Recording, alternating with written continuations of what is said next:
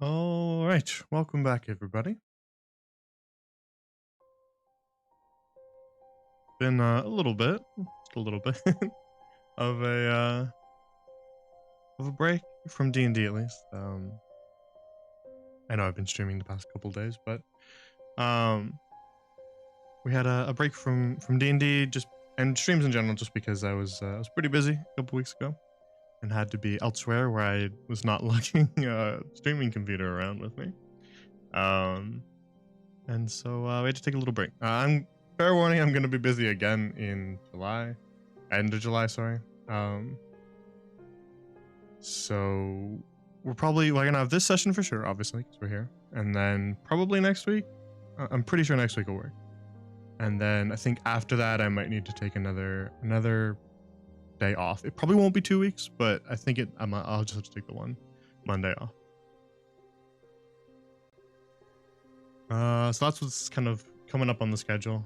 A little bit of busyness in the summer, a little bit of traveling, you know how it is. But after that, I think I'll be okay for a while. So yeah, we're back now for a little bit, and let's continue. Thanks for the resub, son. 28 months, damn, that's crazy. Thank you. Alrighty. So previously on, I know it's been a little bit, so we'll do a recap. Previously on Three Crowns, the party are on a quest from the King of Middlemere himself, and their task that they were given is to hunt down the leader and origins of a mysterious organization that only has links to a symbol that they've been seeing throughout their previous adventures. The mysterious leader of this organization, known only as the Bandit King, is a rather elusive sort, hard to track down. And so the party were tasked with deceiving a prisoner who was held in the king's dungeons, and tricking him into thinking that they were helping the prisoner escape, so that the prisoner, who was said to work for the Bandit King at some point, could lead them to potentially some sort of lead. And so eventually that traced them all the way to a town called Tradewater on the far side of the kingdom, where they did a bit of digging and found that there's tensions that are high in Tradewater. You see, the shipments of relief, food and supplies that the king was sending to his people were not getting where they were supposed to be, which the king's spy master had attributed to the Bandit King. But because those shipments weren't getting where they were supposed to be, some of the people in the southern towns and the western town of Tradewater were suffering. We're going hungry due to stuff that happened last season that I won't get into. So the party found that there was a revolutionary army forming in Tradewater that wanted to rise up against the king and take that fortune for themselves. And so the party was faced with a sort of ticking clock. They needed to find the Bandit King and expose him before the revolutionary army marched on the capital to take the head of the king. And so the party did more digging and eventually tracked down a location in the forest nearby and climbed down an old well to find a sort of abandoned cave system, an aqueduct that was, well, not abandoned at all. There was a bunch of supplies in there. The water had been drained away, and, seemed like it was being used as some sort of lair. The party explored it a little bit and found some prisoners that they aided in escaping. They helped them out and brought them back to town, where they requested aid from the leader of the Revolutionary Army in storming this bandit lair. And so the leader of the Revolutionary Army sent a detachment of his soldiers to help the party, and so they stormed into this lair and were thrust into combat with a bunch of the bandits. They allowed the detachment of soldiers to take on the bandits, and they went off ahead, pressing on deeper into the lair. And on a whim by Gale, they just picked one path and stumbled upon a locked door that they busted straight through, and found a chamber on the other side with a figure standing in flickering torchlight. And that was sort of where we left off. So that's where we'll return. It was a pretty brutal cliffhanger. Sorry about that. And thanks, Elle, for the 17-month. 4-month streak. Nice. Hell yeah. All right. Let's head over here and take a look at that chamber I was describing.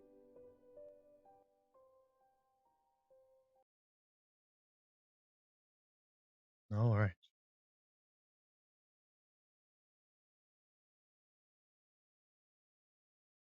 So, we'll just take you back a couple seconds just to ease in. The four of you blast through that solid door, sending the door flying off of its hinges and clattering into the cave beyond.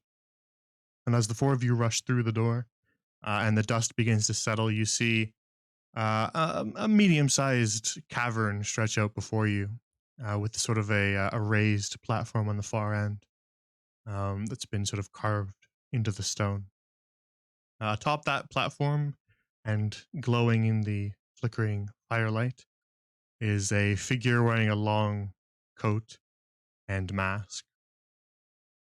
He was facing away from you as you enter, but he turns to face you as you approach. And you can see that he has sort of empty eyes in the mask, a face completely covered. And so as he looks kind of down off those steps at the four of you, he says, "I was wondering when you would arrive."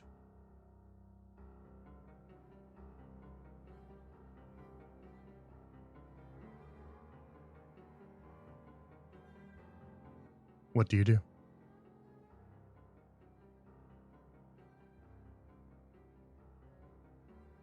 Um, well, I'm gonna take a front stance in front of everyone, Mhm. or an aggressive stance in front of everyone, and sort of just wait for the cue that we're gonna do something. He makes no reaction as you walk forward into the chamber. He just stands there. It's impossible to read his face as it's covered in a mask, but he doesn't seem to be reacting.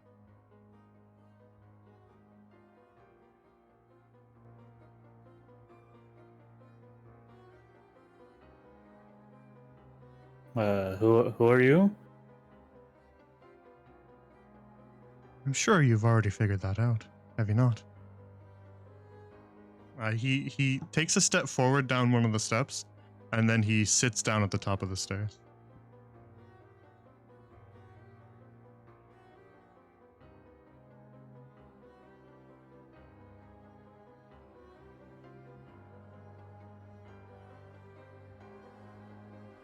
What do you want? Shouldn't it be me asking that question? You're the ones who stormed in here.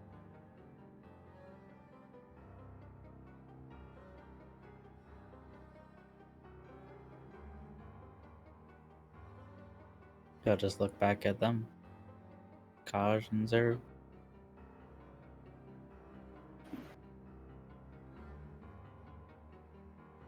How'd you know we were coming?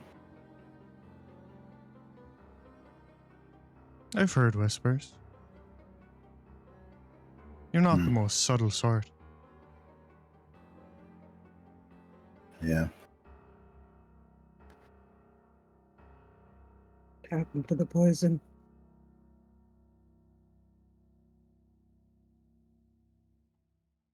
Sorry, what was that question? You were a little quiet. What happened to the poison? The poison? No idea what you're talking about. The poison that was going to be put down the well.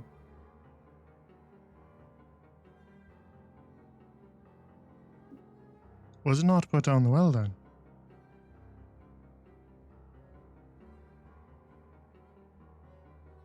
Varen narrows his eyes and still holds his bow at the ready.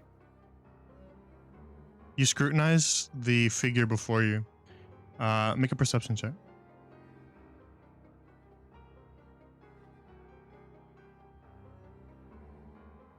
No, that's a 9.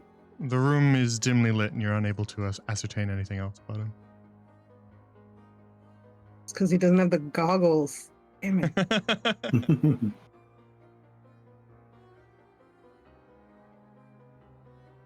The man before you is just kind of seated on the steps, his arms kind of draped over his knees, almost casual if you were to read his body language.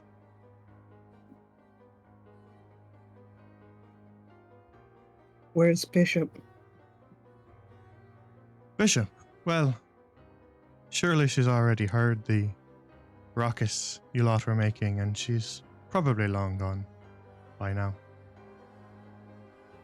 And why stay? Well, we had a meeting to fulfill.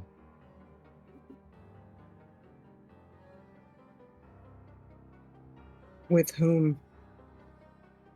He just stares right at you.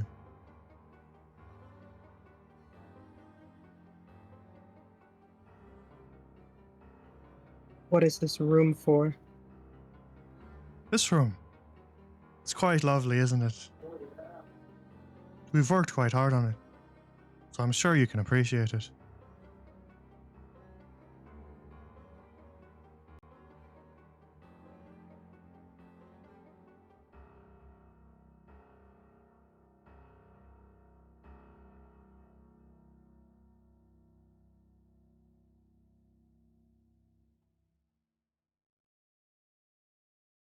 Well,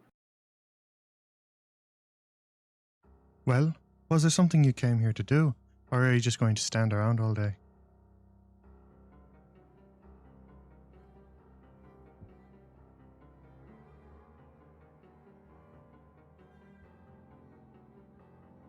Would you mind telling people of your plans? I don't see why I should. Can I take a look into this for me? A little far away, and the room is a little dimly lit, but you're kind of able to see some of the words. Well, I guess dimly lit wouldn't affect you too much, but it's a little far away. But it looks like a bunch of handwritten scrawlings in ink. You can see some shapes on the pages that look a little similar to the stuff that's been carved into the stone. They look like research notes, Kosh. Okay.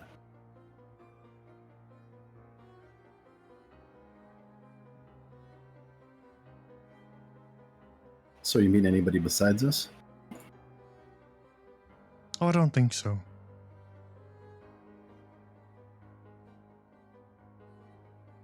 Then what's all that for? You'll see. Why the children? They're impressionable. And, well, if not so impressionable, then they're expendable.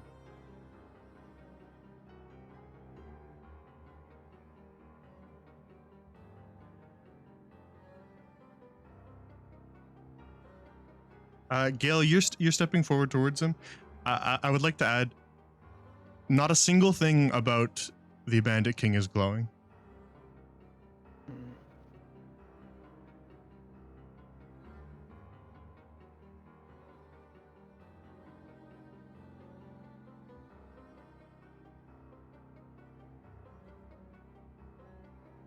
All right, I'm Look. tired of waiting. I am as well. 3, 2, 1. Yep.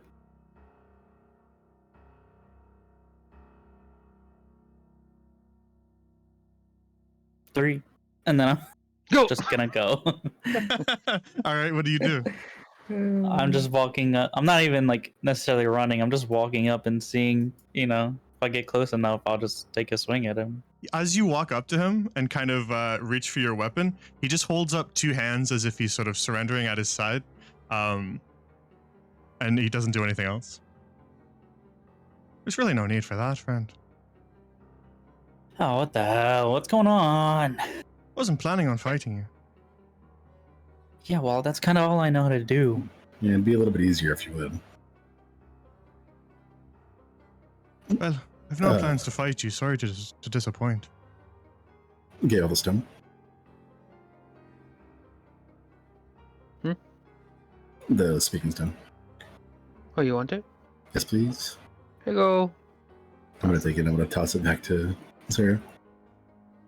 All You right. wanna let him know? We could always just tell him afterwards. Yeah, well, we might not get that chance.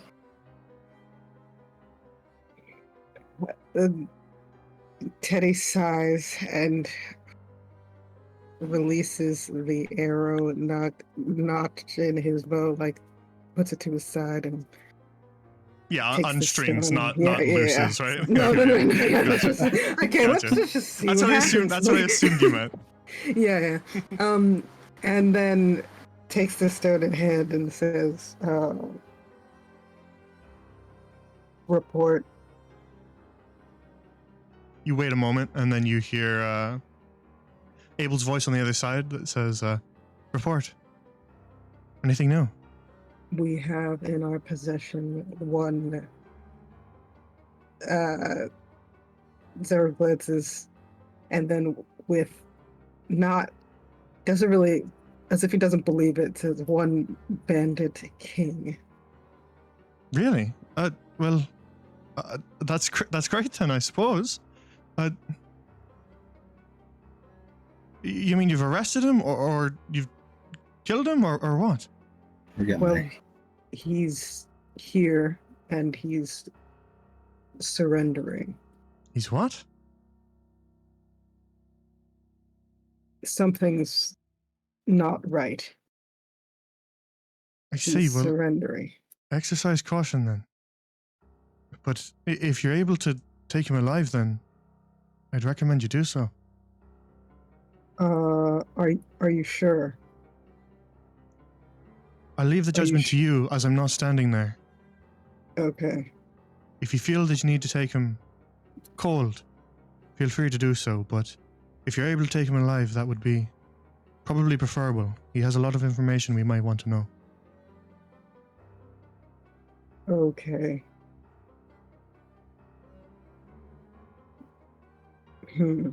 Live it is. If necessary. Can I just get ready to cast Bless if I see anything happen to Tibbs or you? Mhm. Okay. So I have Yeah, my hands you- out in the direction I'm ready. Yeah, you tense up and ready your magic. Hey, if you're gonna not fight us, can I search you? Make sure you don't got nothing on you. Of course, I'm not going to fight you. I don't think I'd win. Sure, you can come over here. Hands word, You want me to stand up? All right. He I stands mean, I'm up. not gonna. I don't want to come to you. Very well. He's still got his hands kind of positioned beside his head. Why are you surrendering? Like I said, don't think I'd win. What do you gain from this? Not entirely sure yet. Are you searching him, Tibbs? Yeah, I'm frisking him. Yeah, you pat down the jacket, you reach inside and look for daggers tucked into the belt or any sort of things in pockets. He seems to be completely empty-handed. But you do notice as you kind of begin to search him, you notice what Zero missed earlier. His left hand has a bandage wrapped around it.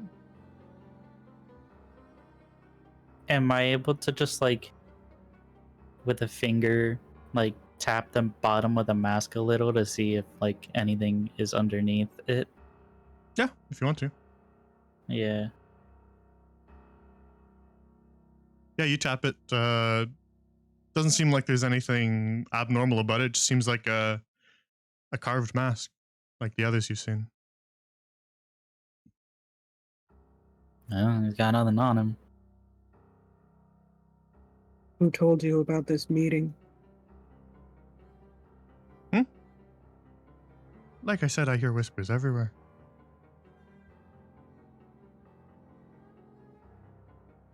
Whispers You didn't think a bandit king would be poorly connected, did you?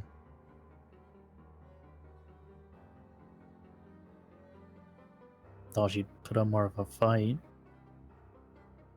Well, I am sorry to disappoint, as I said before, but I don't think I'd win any fight. You won't know until you try. Aye, but I'm not some great soldier, and I'm not some powerful spellcaster either. I'm just a man.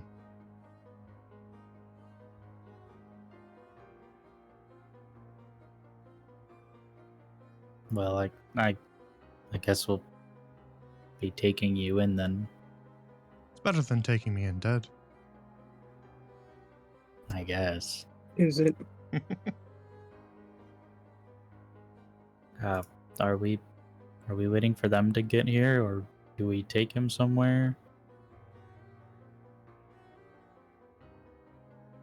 We I- have to keep an eye on him.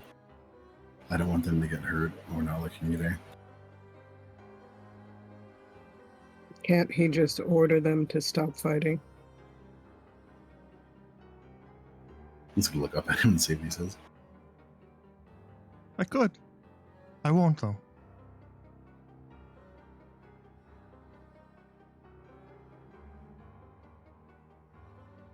Zeru looks irritated. Well, we have to make sure there aren't any more prisoners, so What's the what are the chains for? You'll see. Where's the stench? Or can I still smell it? Is it sound like it's receding? It's so thick in the air, it's almost giving you a headache, Gil. Start walking up towards the sigil over here. I wouldn't do that if I were you.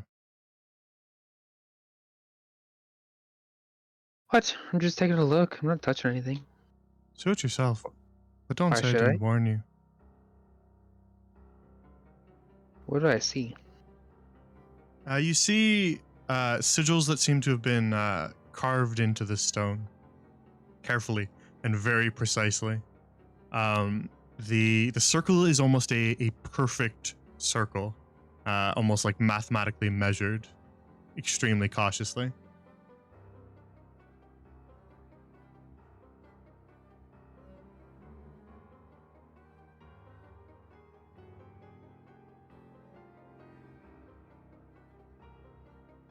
And do I see blood trickling out of it? Or on it? Nope. Just looks like carved stone.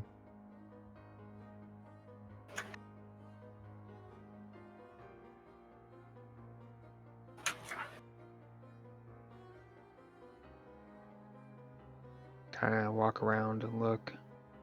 Yeah, Not you touching it. yeah, you pace around the border of it, careful not to touch any of the carvings, but taking a closer look. But Gail, as you kind of pace around it, the longer you stand here, you feel like that stench, that almost like thick fog in the air of unholy energy, it's getting stronger. I just kind of whisper under my breath. How do I stop it? And I'm trying You're to. asking your patron? Yes, my intent's to speak to my patron. All right. Yeah, through this sort of almost unholy haze that hangs in the air, you get the softest of breezes that seems to come all the way from the exit of the cave. And fills the tunnel. And you hear just a soft voice on the wind that just says, "It's too late."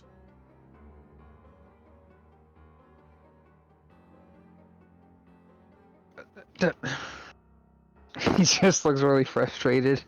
Just grabbing his head. God What does damn it do? We're too late. What'd you summon? What'd you do? Oh, I didn't do Would- anything. What happens if you stand in the circle? You're welcome That's to fine. try it. Why don't you do it? I grab him from the back of his neck, What? and I'm gonna throw him towards it. I did think that you were taking me alive. Was I wrong about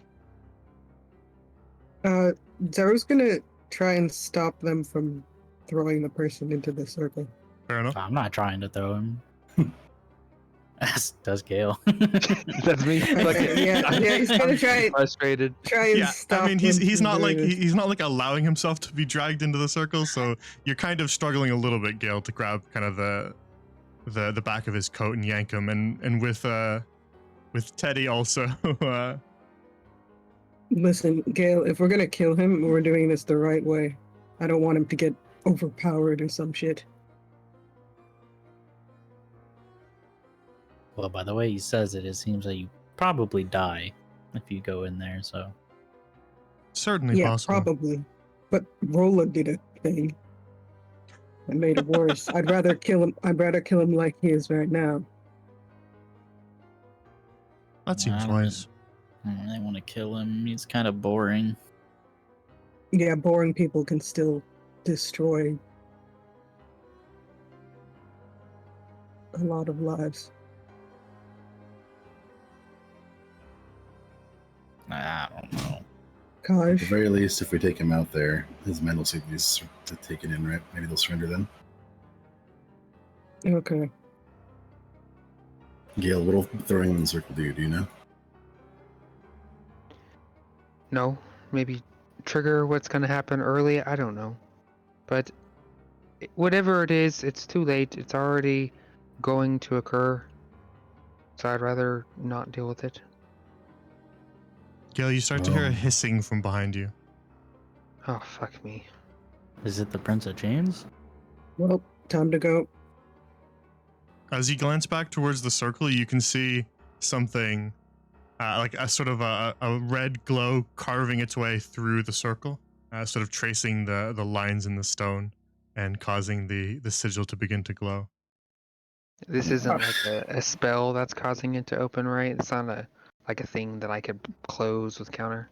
If there was a spell, Gale, it was cast a while ago. Wait. Is the glow like? It's a glow that you can see in the darkness. Oh yeah, it's bright red. Everybody Okay. can see it.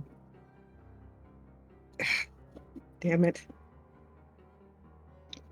I'm gonna take these 2 books, by the way. Zero's gonna try and make a slash through the circle with like a knife to try Okay. and mess the circle up. Yeah, then just with a dagger. Yep. All right, it is hard stone, so make an attack roll. Damn it. It was almost a 19, 16. Yeah, it's insufficient. You chip Yeah. at the stone, but you don't disrupt anything. Probably stand back, Teddy. Yeah, I was gonna try and maybe mess it up.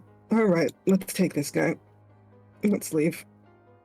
Zero's gonna start like dragging this guy by his arm. Yeah, Yeah, he's well, not good not luck. putting up too much resistance, so you're able to kind of drag him along. I'll have to leave him in custody with the others for a bit. I'd rather not. You don't have a choice. Go on, Gale. As you begin to drag him off,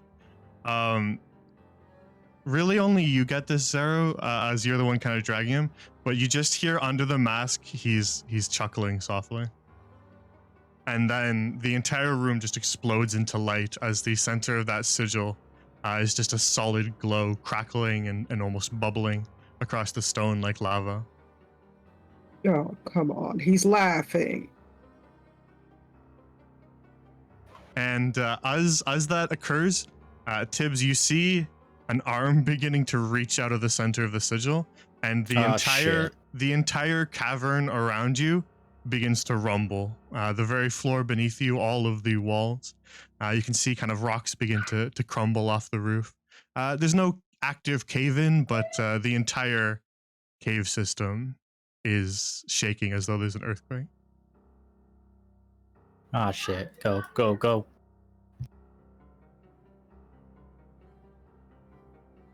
You drag him back towards the door. He's continuing to laugh.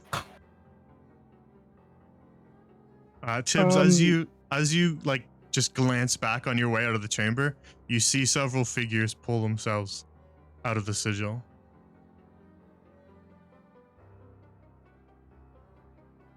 Uh-oh, they're here. Tall and armored in metal with jagged horns on their heads and vicious looking weapons, they pull themselves from the bubbling stone as you rush off after your companions down the hall.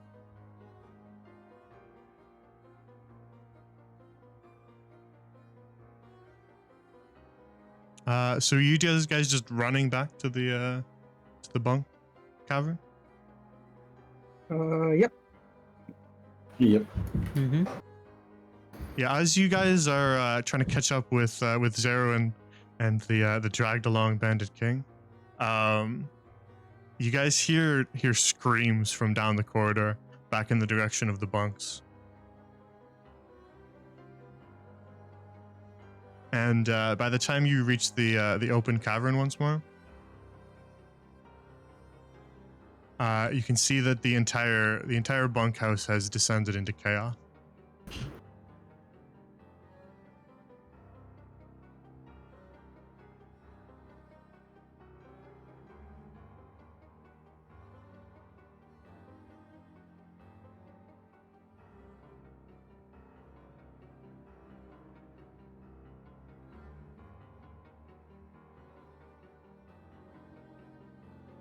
Oh, God. Hmm. You can see corpses littering the floor and blood spattering the stone, as well as these almost seams that have cracked into the rocks that are glowing with that same unholy light. Throughout the bunkhouse, as you squint through the darkness, you can see figures that give off a sort of unholy glow of their own, ripping into corpses.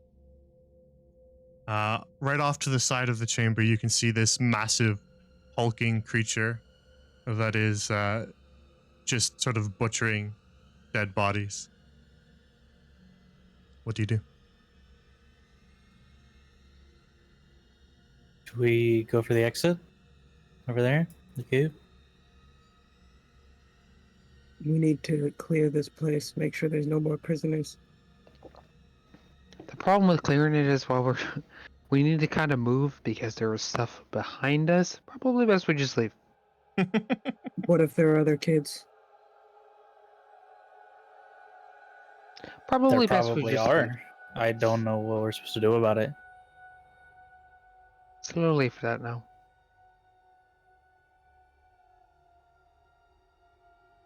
By your words, I imagine you visited the prisons already. Don't know what that means. Sure. Prisons? If you took the prisoners from the prisons, then there's really no more. Who knows? There you go. Yeah, let's trust this guy. Why does he have to lie? Why does he have to tell the truth? Right on both Zero. counts. If we stay here, we're all gonna die. We'll get it back in blood. Just not right now. I guess we go for the exit with the carts? Yeah, Yeah, get out the any cave. servers we can find. All right, let's go. I'm hopping over the bed. I'm gonna give Zeru control of the Bandit King since you're dragging him along. He's not putting up any resistance, so you can drag him wherever you want. Okay. Why me? No. You're the one who said you wanted to drag him with you, Yep. so Sucker. you can control him now, right? Yep. Perfect. Yeah, Gail, as you begin to move forward through the chamber, you can see these kind of hunched over abominations, all with spikes and horns growing out of them. They seem to be eating the bodies, both of the bandits who you were fighting on your way in and the detachment of revolutionary soldiers you brought with you.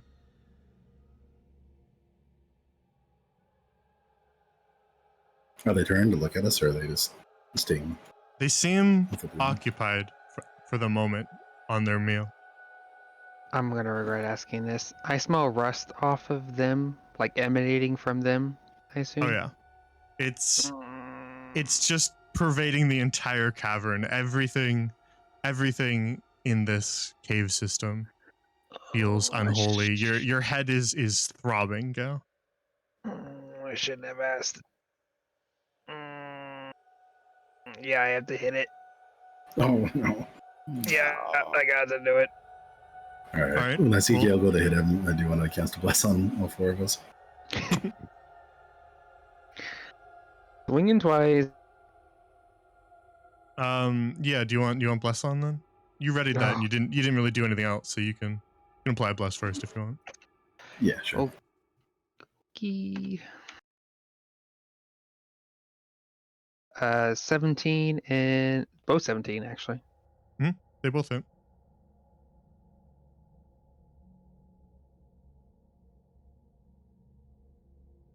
Uh, 12 total. Very well. Yeah, you just drive your sword right through the back of this creature. And it kind of makes a gurgling noise. It doesn't fall over. In fact, it sort of stands up from its hunched over position. The sword still stabbed through its chest and just kind of tries to crane its neck around to look at you. Not at all bothered by the damage you just dealt it. Yep. Yep. Mm-hmm. But they do all begin to turn towards you now. The other one that was chewing on that bandit stands up. Their hulking forms, kind of covered in what looks to be rust, and their mouths glowing with flame. And as the demons here begin to turn towards you, you hear a howl from the far side of the chamber. Zeru and Tibbs, you guys are in the perfect position to see it, but this giant hulking monster that was hunched over a pile of bodies is what let out that howl. And it turns its head, eyes empty, to see the three of you here. Doesn't see Gale and Kosh. Gale, what the fuck? Go! You!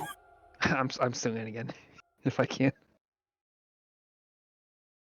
Well, this will be an yeah. initiative roll. That's fair. You dumbass. Technically, you don't have to stay the fight till the end. You can retreat during initiative, but just for the sake of simplicity and handling turns, since there's a lot of things out here, I'm just gonna do an initiative roll.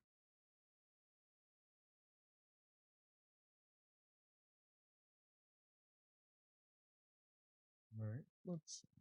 I got an 8. I have to reinstall the thing.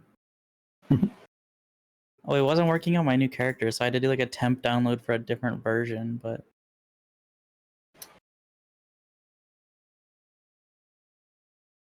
fuck, what is that? What is the add-on called?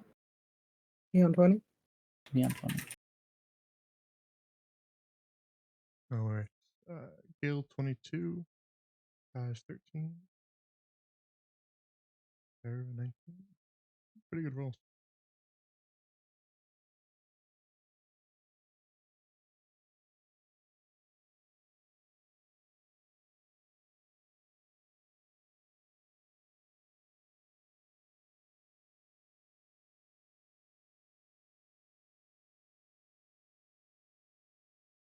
All right. Then actually, yeah, first act is actually Gale again. Fuck yeah. We're going swinging, boys.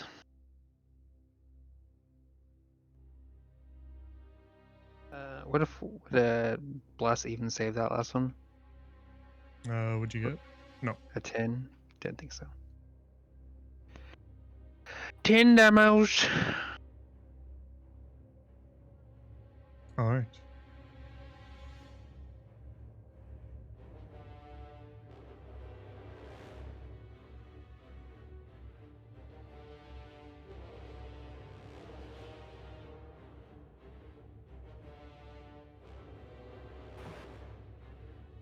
Yeah, you carve away at this creature again and cut off chunks of its kind of half-rusted flesh, which it doesn't seem to react much to. It doesn't have any reactions of pain. Just makes that same gurgling noise and stares you down. It looks pretty damaged as you've cut off large chunks of it, but it is still standing. Of course. Anything else, go? Alright. Nope. I'm waiting for them to keep walking. All right. Then next to act will be this creature, which is going to run over here and attack Kaj.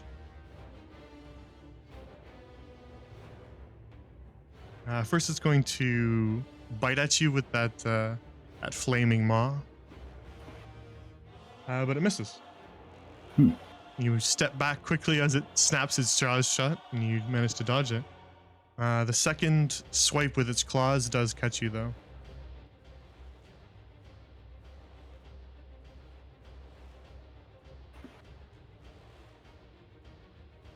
And that's going to deal... it's going to deal 8 slashing as it rakes its claws across you. Okay.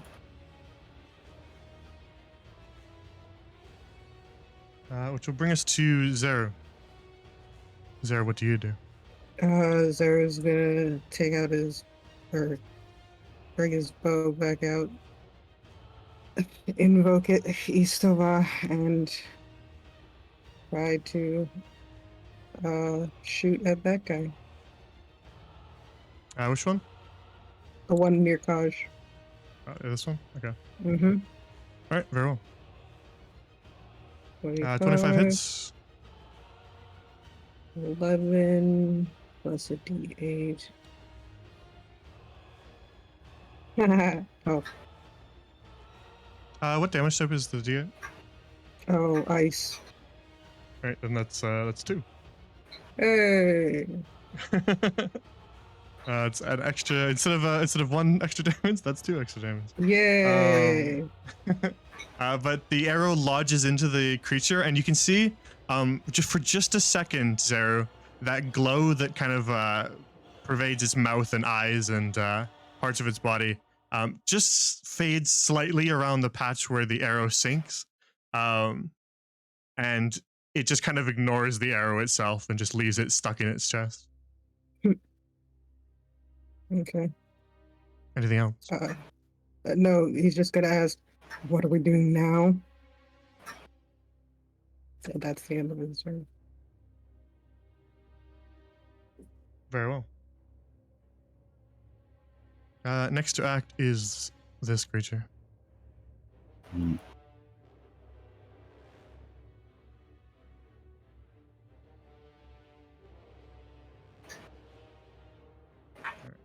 Let's do some measuring. That's probably not what you want to hear, huh?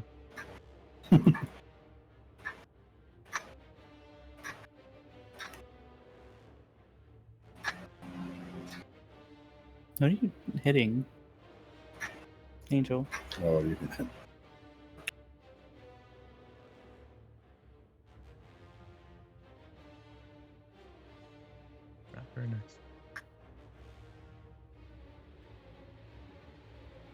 All right. The creature here takes a couple steps forward, kind of turns its head to face the three of you, then sort of lurches forward into the along the walkway there, and then from the sort of cracked gap in the center of its face, it just emits this blast of unholy light.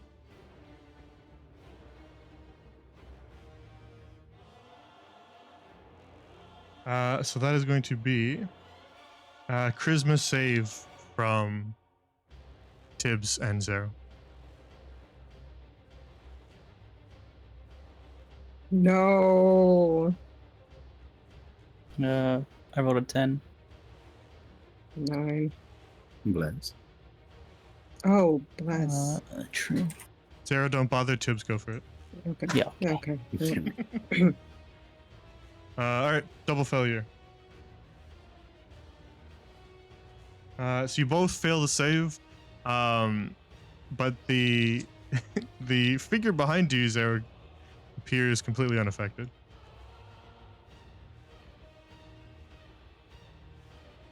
So, two of you are going to take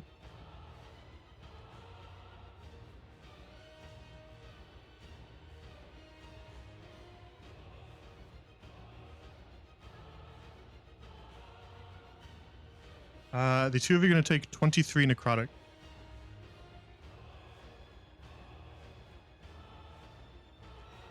Nice. Taken. Taken. And you are also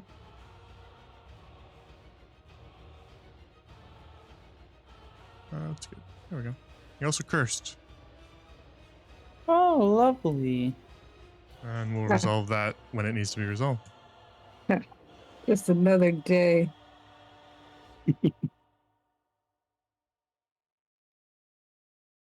That will be the end of that creature's turn, which will bring us to Kosh. Okay. I'll reach up to the one next to me, and I'm going to try and inflict wounds. Second level. Very well. Go for it. Oh, 9 to hit. That's not going to hit even if you bless. okay. I'll just take Um, the 8 up then, and I'm going to keep moving. Yeah, you reach out for it, and it just kind of dodges out of the way slightly to avoid your hand, and then you quickly turn on your heel to run, and it's going to just lash out with its claws at you. But it Mhm. rolls a 9, which is going to miss you. Cool. So you just feel the edges of its claws in the air right behind you as you run. Anything else, Kosh? I'm just going to keep moving.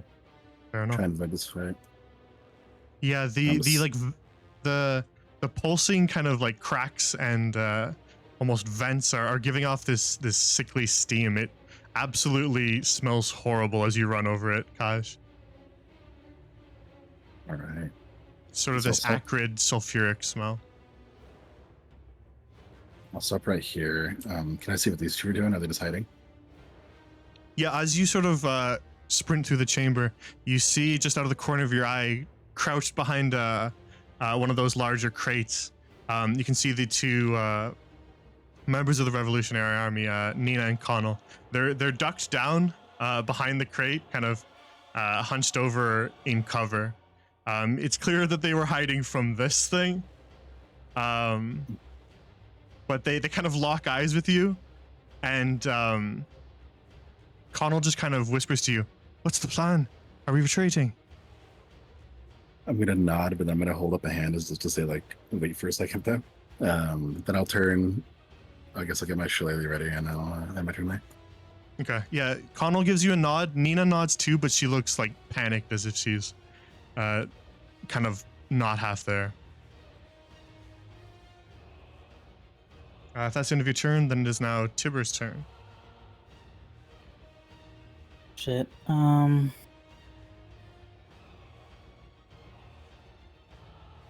gonna take a step here, ready in action to swing at anything that gets in range.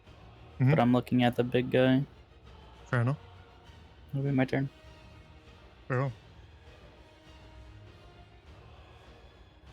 That will bring us to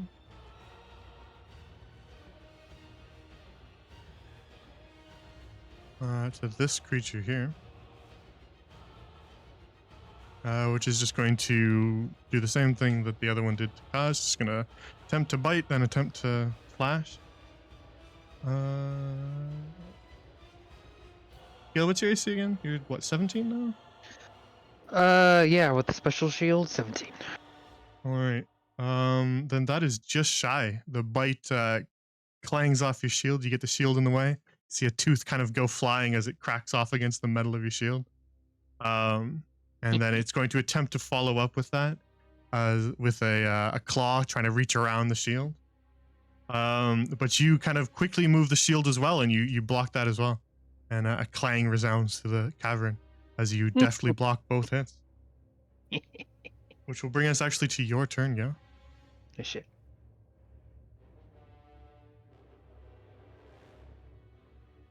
Whew. There we go. Hey. Both of those are hits, so roll your full damage. And we'll Boop. just give me the last number. Boop. That is 20 total. Yeah, first, Gale, you sort of drive your sword right into its chest, and then upwards to kind of cut its whole rib cage open, and then you follow that up with another slice and just lop its head clean off. And it just collapses to the ground.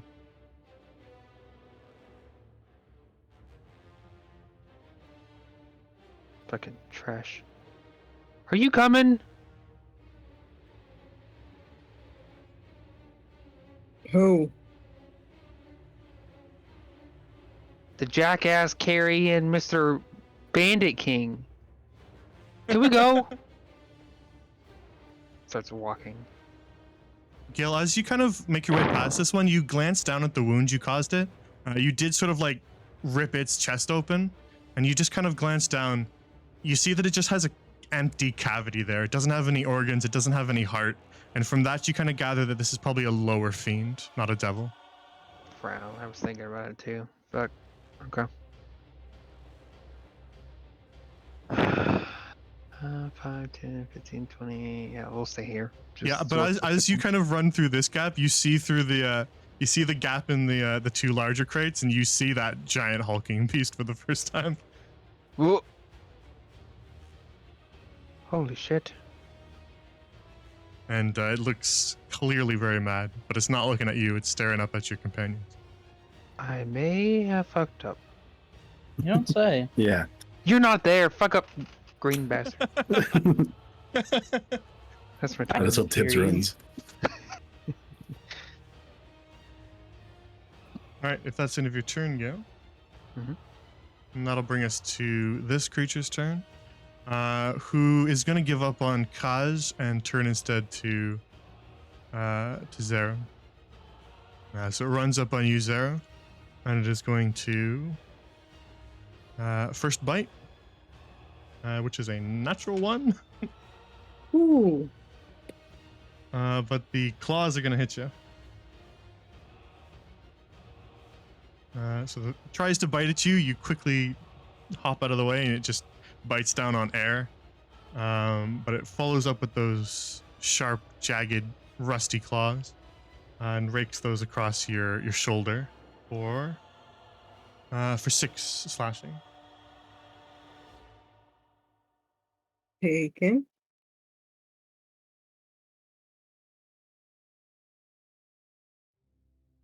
And actually, yeah, that's it. Perfect. Okay, then it's your turn.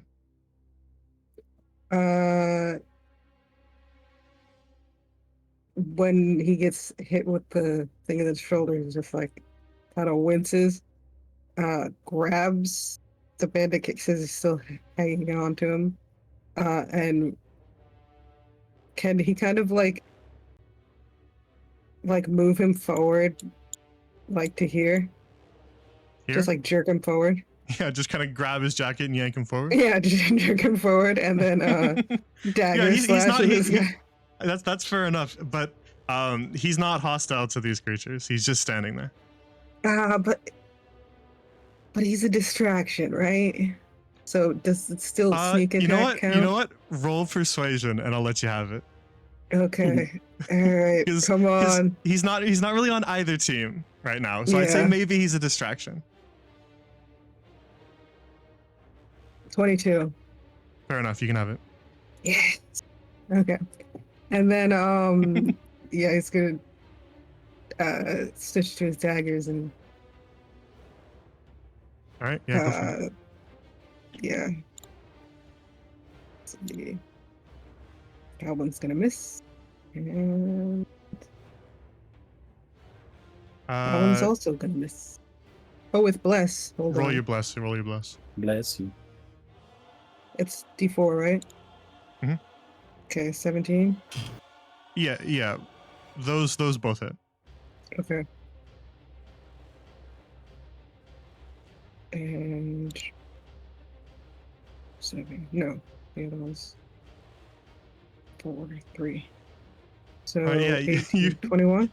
Yeah, you yank the Bandit King forward, and he kind of isn't really expecting you to do that. So he stumbles forward, and just as the demon turns its head towards the Bandit King, almost just confused at why this person is walking towards him, you take that advantage to just drive your daggers into the demon's chest. The first dagger goes right into the chest. The second one just goes right up through the throat, and with a gurgling sound, the demon falls down dead. Okay. And then he's gonna do his movement, so gonna go here. Yeah, as you kind of grab the shoulder of the Bandit King to drag him on, you hear him just chuckle again. He just goes, "Rather reckless. Can't say I hate it though." Yeah. We're friends now. Is that the end of your turn? And that's the end of his turn.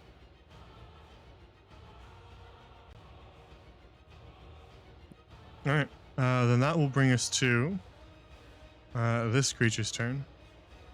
And it's just gonna storm right up to you, Tibbs, so you can attack. Okay. 19. That hits. 14 damage. All right. Is it by chance vulnerable to cold? Not this one. Fuck.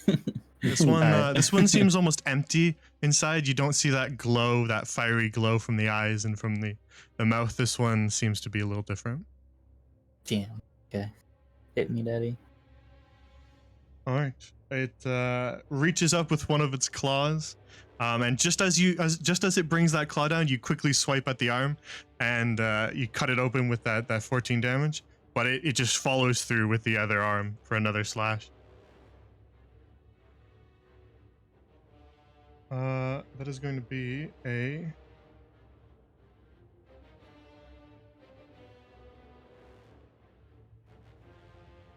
17. Is that meet speech for No. you? One miss. One away.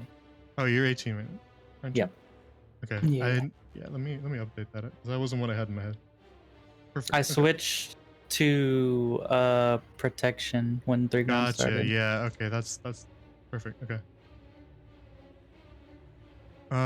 Yeah. So it misses that first one. You kind of get the armor in the way, and it rattles your arm, but you don't take any damage from it, and it's just gonna follow through with another attack. Yeah. This one's gonna hit you. Oh. So it's going to hit you for 6. Okay. 6 slashing from the claws, and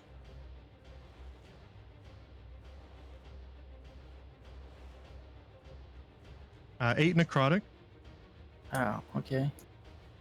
And then as that necrotic damage, as you see that kind of slash mark open up across your shoulder and chest, you see the bloody wound begin to glow with the same unholy color that the ground beneath your feet is.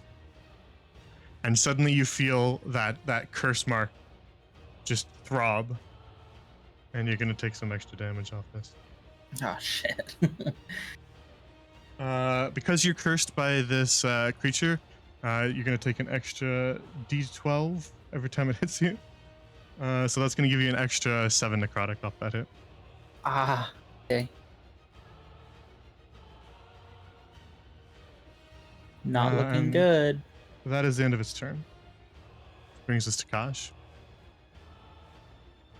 I'm gonna look at Teddy around the corner. Where's Tibbs? He was behind me, but then the thing, I don't know. Oh, I'm gonna run up. I see Yeah, Tibbs. you run back around and you see Tibbs. He's got this massive like claw mark across his shoulder and chest that's bleeding heavily, and it's now glowing this unholy color. He looks awful right now. All right, Tibbs. What the hell? Get out. Can I get to him? Where was I at? That's right. Yeah, I'm at your back from where you started. I don't mind if you revise your movement a little bit. I think even then, I'd have to round this corner. You can cut that corner. I cut that corner? Okay. Yeah, I'm just gonna run straight to Tibbs then. Yeah, it's a crate, but like you kind of Okay, just yeah. make your way past it. It's not that. It's a little dicey just because it's only covering a little piece of it. Why? What are you doing? We're not gonna fight this thing, you fucking dummy. I could get out. Give him their level cure wounds. There you go. All right. Yeah, you see the wound begin to fade, Tibbs. It begins to close up, and the damage is healed, but you can still see these kind of glowing marks under your skin when it heals.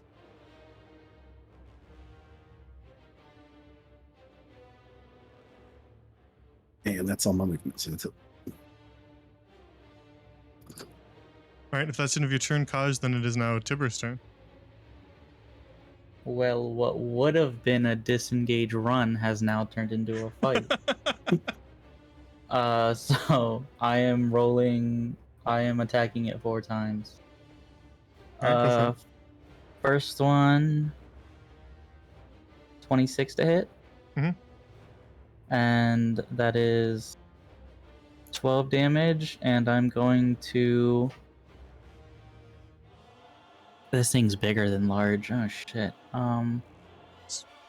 Pretty massive. I'm gonna attempt to menacing attack it. So it needs to Okay. make a wisdom saving throw, DC 15. Or what? Or it is frightened of me. It's immune to that. Fuck. Okay. You said it's attacking with its claws, right? Mhm. So I can't even disarm it either. Alright, we're Yeah, just it's got these kind swinging. of like it's got these long kind of sinewy arms that are covered in like this weird fur and bone. Oh shit, okay. 15 to hit? 15 to hit doesn't hit. Oh, okay. Action surge, 2 more. Bless. Oh yeah, I bless can it. bless Yeah, it. bless it. And that's a 23 next one. Also, that would have been a 17. That does hit. Okay. Just 6 damage. Bacon. And then 23, does that hit? Mhm. 9 damage. And one more. Damage taken. 20 to hit. Also hits. 13 damage. Damage taken. And I get an extra D8 because I did attempt the menacing attack anyway, even if it's Yeah. It's immune so to fear, 1 but extra damage. it'll take the extra damage. Yeah. And bonus action, I'll just short wind or second wind, and 8 healing, All right. and it'll stand his ground. Yeah, you stand your ground. You carve off pieces of this creature, slashing at its arms as it's trying to claw at you, and you manage to kind of to fend it off for a bit. It's now kind of bleeding this black blood from the wounds. Then that'll bring us to Gale's turn. Uh, Gil, take this bitch and leave. I don't want him. He's annoying. You have no range. Just give him to the others. Keep right. Run over this guy. And as I'm cutting the corner, I'm just kind of saying to myself, hey, bride and groom, could you maybe help, please? Make a, let's see. I was gonna have you kind of do this anyways, but we can attribute it to them and your supernatural senses. Let's see.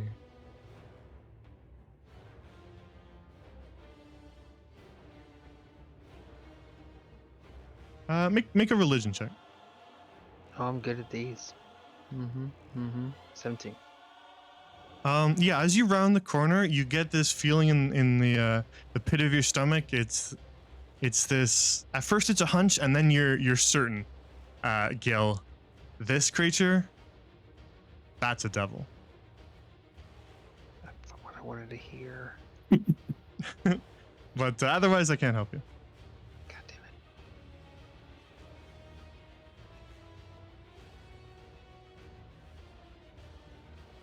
it. Shit. Shit.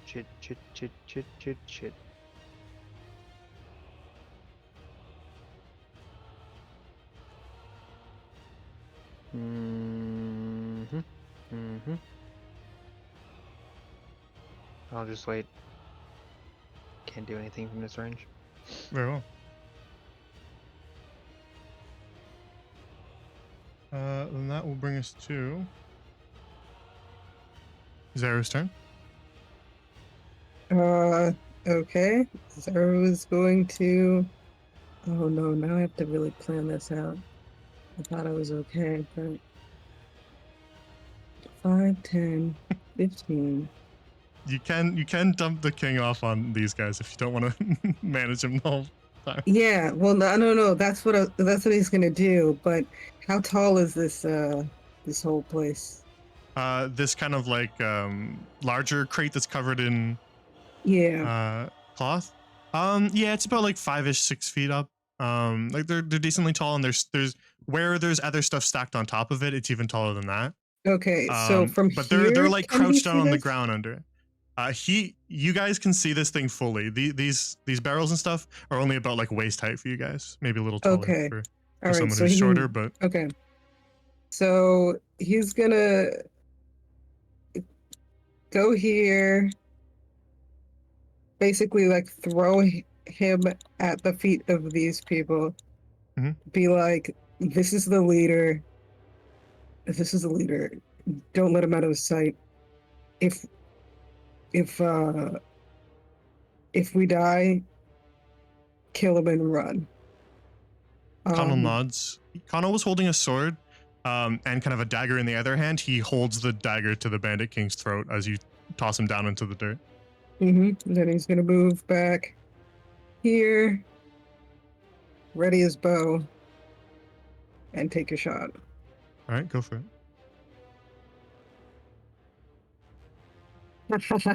That's not gonna work. It's not gonna work. 11, yeah. Okay. Oh well. The arrow goes wide. It's a little dark in here. That's a action. Bonus action. He's gonna notice he feels awful and just say ouch and healing word himself. Mhm. For 6. Okay. All right. And that's it. Very well. Then that brings us to this monstrosity. Who's just gonna immediately swipe at Tibber. Okay. That's gonna hit with a 25. Ah. We'll calculate these separately, even though it's multi-attacking, because it's got some extra damage on top of these. So the slashing damage is 5 slashing. Okay. The initial necrotic damage is 11 necrotic, Okay. and then the curse is going to amplify the necrotic damage for another 5 necrotic. All right. Taken. That's the first attack, so it's just gonna immediately swipe again. Okay. But that is a 16, which does not hit. Whew. And so you get out of the way, and it swipes right over your head. And one last thing. Let's double check. Okay, perfect. That'll bring us to Kaj's turn. Okay. I'm gonna try and get some space. I'll take the opportunity. Yeah. Yeah, that's gonna hit you. Do it. So that's just one of its claw attacks. So it's going to deal 8 slashing. Okay. And then an additional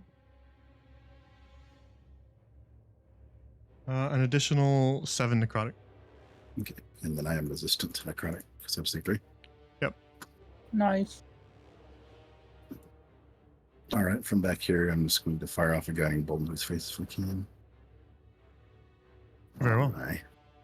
13 does not hit. Can a bless save that? Bless does not save it. Fuck. Damn. Okay. That's it. All right. Yeah, the guiding bolt goes over its head, and the turn order passes to Tibbs. Swinging twice. 18, 18 hits. 14 damage. Damage taken. 18 again. Also hits. 9 damage. Damage taken.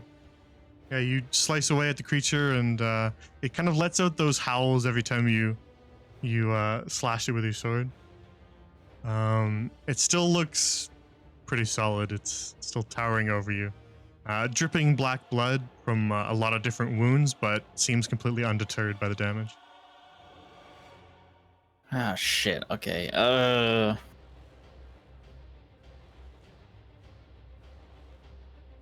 Gosh, you have to get out of here. So do you? I'm gonna try. You didn't just try to get out a second ago. You just swung at it a bunch. That's 'cause you came back. I'm gonna move here. Mhm. Don't want to, but Kaj is hard-headed, so I will. And that'll be. Do I? Can't take another hit. Do I risk it? I can't. And even if I do, you can just walk up and hit Kaj. I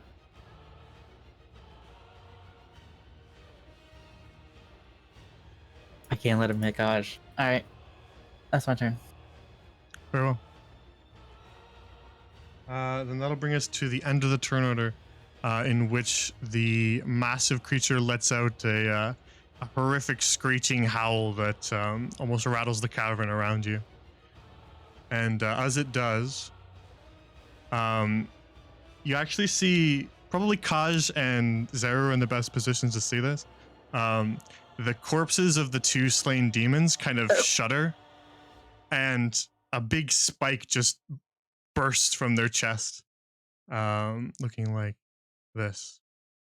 Ah. And as those spikes jut out from the chest of the 2 demon corpses, the spikes begin to glow, and they tether to our cursed friends. Oh. One each. You can see this sort of this faint, unholy red line trace its way through the air from one spike up here to Tibber, and then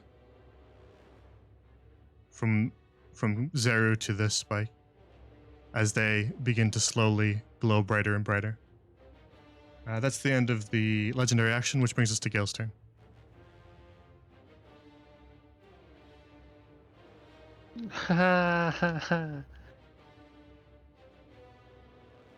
Hmm. Well, I don't know what they're doing on that side, so.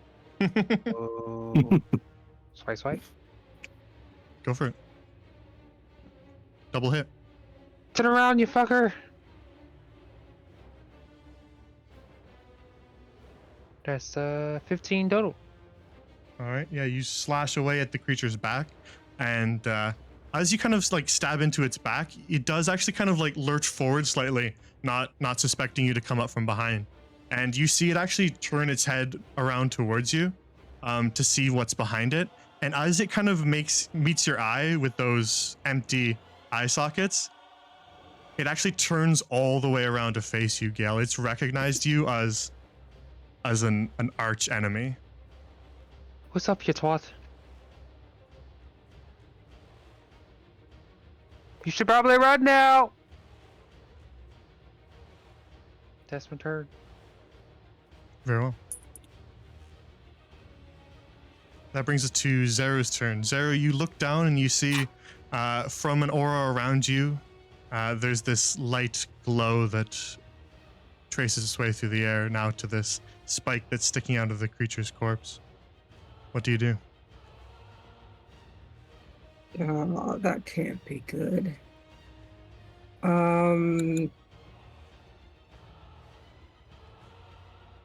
Oh. Would you like to make an investigation check?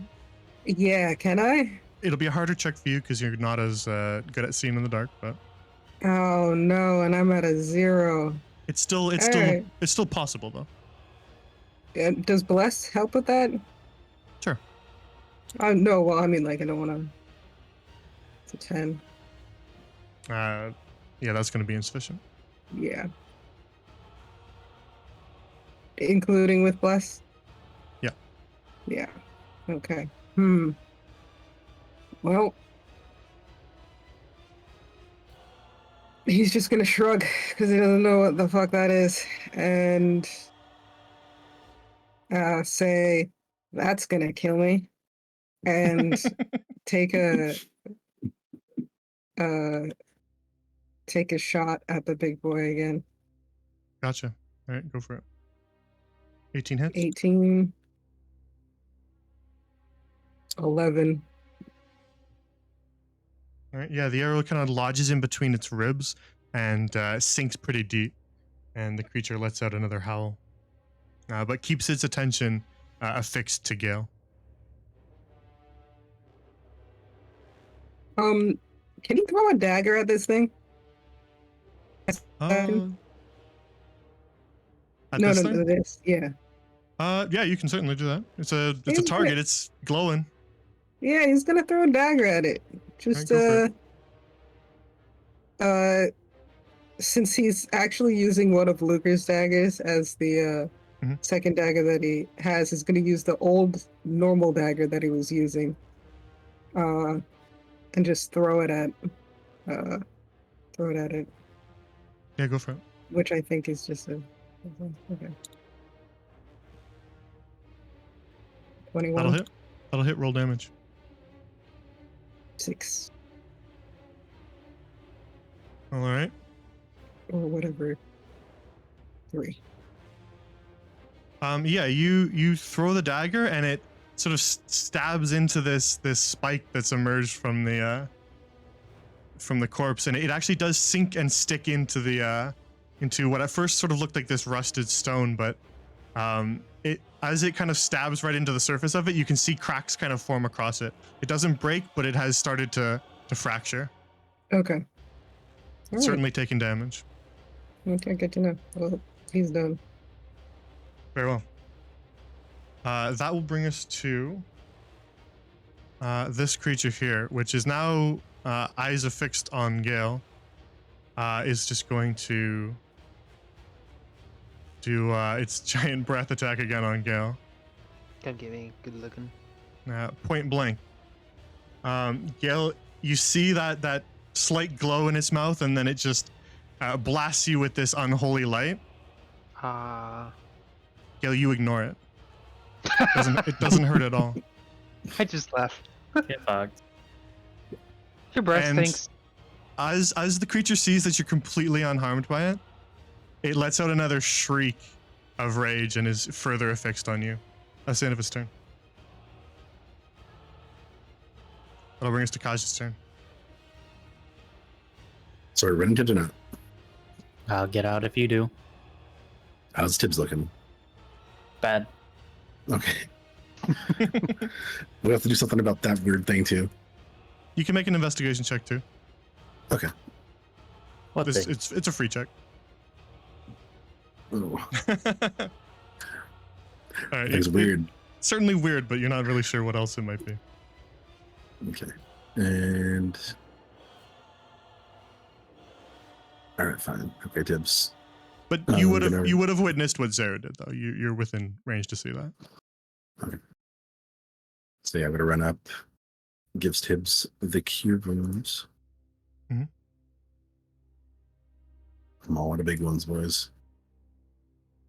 That pretty much put me back up to full. I like if he's back next to this thing, and then my turn. Very well. That'll bring us to Tibber's turn. So Tibber, the massive devil, has turned completely away from you to face Gale. What do you do?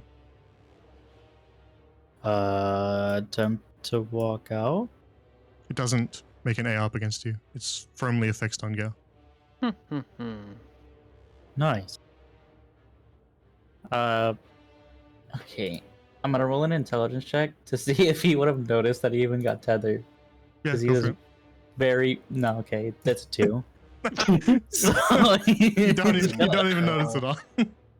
Why is everybody so focused on these weird spike things? Who cares? Yeah, he's gonna attempt. I assume it's like a 10-foot thing. So attempt to walk here. Nothing happens. Oh hey, what's this? I'll tag this thing. I'll swing once at it. Yeah, you walk by it. It does look pretty unholy, and it's bursting out of the chest of a creature. So you just swing at it. Go for it. 11. Uh, With bless. You should bless, yeah. 15. A 15 does hit. 15 damage. All right, yeah, you just swing your sword at this, and as your blade meets it, it just completely shatters it. Hey, what the hell was that thing? I'll try to take a step onto it. Yeah, it's Or, just like, sort of where it rubble now, was. so you can walk over it. It's just rubble. Eh. A lot of people Think- stack up there. Yeah, that's all his movement. Zara, you see the glow fade from you. Oh, thanks. That was probably gonna kill me. Can he see that he has like a glow to going behind him too? Yeah, it's a Tim- glow, so it's definitely visible in the darkness. You know, He's got you sort have of a one slight too, right? aura that just drifts off far behind. Yeah, you've got one too, right? I'm like leaning off to the side so it doesn't touch me. What? Oh, what yeah, the? weird thing. When did this happen? When this thing was here. What? He finally notices it. Ah, shit. Can you do something about that? You do something about it. Uh, I gotta make sure Gale doesn't die. where's Gale? What, yelling over there? Come over, you bitch! See? Do you guys not understand what run means? That's my turn. Very well. Then that brings us back to the end of the turn order, which is when this thing popped off in the beginning. So as we were saying in the turn order, the spike here that's tethered to Tibber crackles. Now, Kaz, you did say you were standing out of the way so that you didn't stand in the beam, right? You're just kind of stepping Yep. to the side. Yeah. Wise. The spike crackles with energy, and then just a red unholy lightning bolt just instantly crackles through the air and hits Tibber. Unavoidable because you're tethered. So this is Ow. just going to deal 15 necrotic Ah, bruh. as that lightning bolt slams into you and knocks the breath right out of you. The spike remains, the tether remains. Gale, it's your turn. Hey, was that you? Or was that other you? He's not sure which What? one he's Who are you talking to? exactly. Yeah, he's not really sure who he's talking to. He's like, his original intent is to talk to his patron, and then he's at the end he's talking about the bride and groom, but he's just like really confused. Join the club. He waits for a second. I assume nothing happens because it wasn't really clear on what he was speaking to or who he was speaking to. Nothing happens. That's about right. I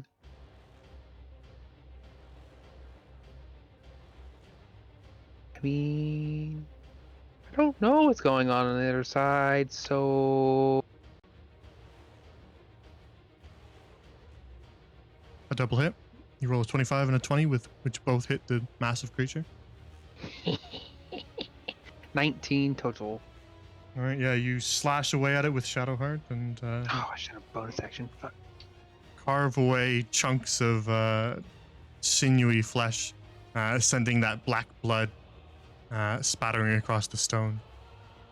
The creature now looks pretty badly damaged, Gale. Between you and Tibbs and the arrows sticking out of it, it does look like it's pretty badly wounded. It's kind of like Okay. leaning. It doesn't seem like it's in pain. It doesn't show reaction to pain, really, but it is sort of like leaning heavily to one side to brace itself. Okay. Because I forgot, I'm gonna bonus action Hexblade's Curse Gotcha. on him, and thinking that Tibbs is still on the other side. Keep going, Tibbs! We've almost got him! Oh no! All right, if that's the end of your turn, then that brings us to Zero's turn. If Zara probably heard Gale say, "Keep going, Tibbs," Mhm. and sees Tibbs in front of him, or to the side of him. You're looking at Gale in your eyes just slowly Yeah, going yeah, across like, the tip. I should probably help with this, and he's gonna try and do another arrow. Okay. 23, so Get him. 14. Damage taken. Yeah, that you hit sort of another Oh. vital spot in between the harsher sinew, and the arrow sinks deep. What were you gonna say? I'm an idiot. I keep forgetting to do the D8. Yeah, you see With a 5. ice kind of spread from the arrow wound, and sort of crack some of the skin as it hardens. Extra damage taken as well. Still Yep. standing, but it is pretty badly wounded. And he's gonna say, "Gosh, can you like break that spike or something? I can try. Just hit it or whatever." Yeah. And with bonus, with his bonus action, is gonna give Taj bardic inspiration. Gotcha. And yeah, end his turn. All right, that brings us to the giant devil's turn. It's fixated on Gale, so it's just going to double swipe at Gale. Come at me, Daddy. That's going to be a hit, which is going to deal. First, just 4 slashing, and then the necrotic sets in.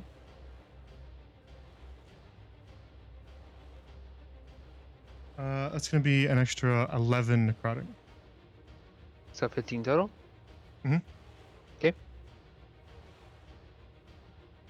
And then it's going to immediately swipe at you again Mm-hmm. with its Another. other hand. If it's close, I'll use shield.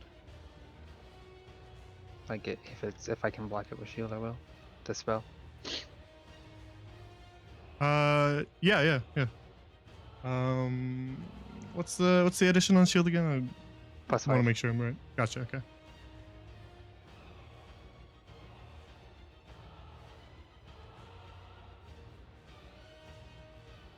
Shield's not gonna matter. Okay, that's fine. I won't use it. Then yeah, it's gonna hit you again. Fuck me up. First for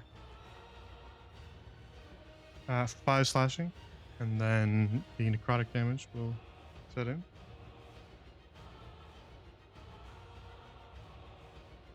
That's going to be 12.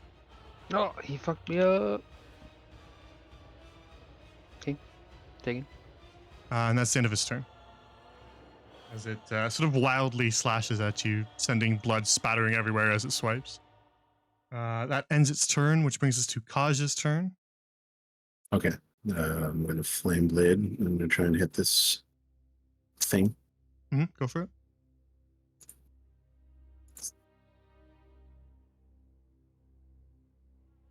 Yep, that hits. Cool. And you just swipe your flame blade right through it, and it just shatters the spike and turns it to rubble. I'm looking back at Tibbs. You good? I think. Yeah, you look Okay. down and the trail is fading. So I'm going to like motion to the monster like a Tibbs and kind of shrug. He says it's almost done. Okay. I'm going to wait here. And Remember that we have those people in that other room that are probably coming.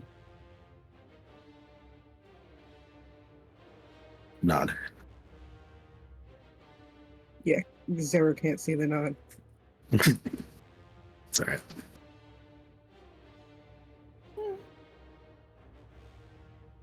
No, he's looking at the huge creature. He's not gonna be just looking in Kaji's direction randomly.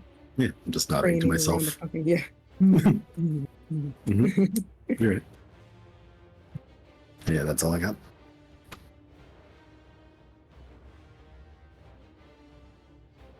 Very well. Then that'll bring us to Tibbs' turn. Gee, I hope this doesn't backfire. I'm gonna swing twice. All right. 24. Mhm. 7 damage. Damage taken. 13. I'm gonna roll bless. Mhm. 16. 16 doesn't hit. Frick. Well, that'll be my turn. Hope it does turn around. We hear the it- backfire in the background. It doesn't really seem to have reacted much to your attacks. It still seems fixated.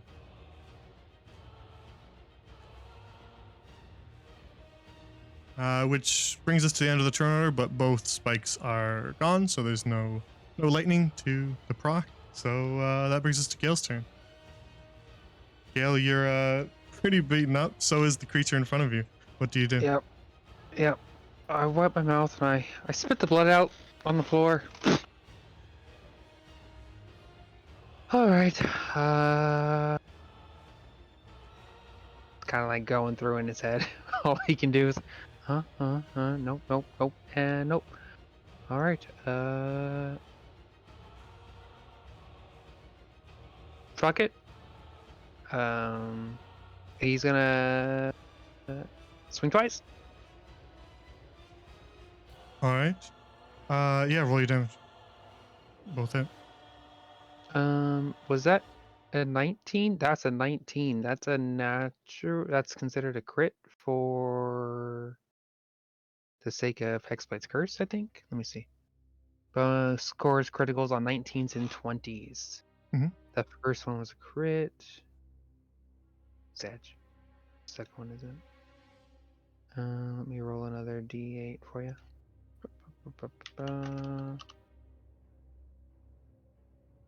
3, that sucks. That is 26 damage total.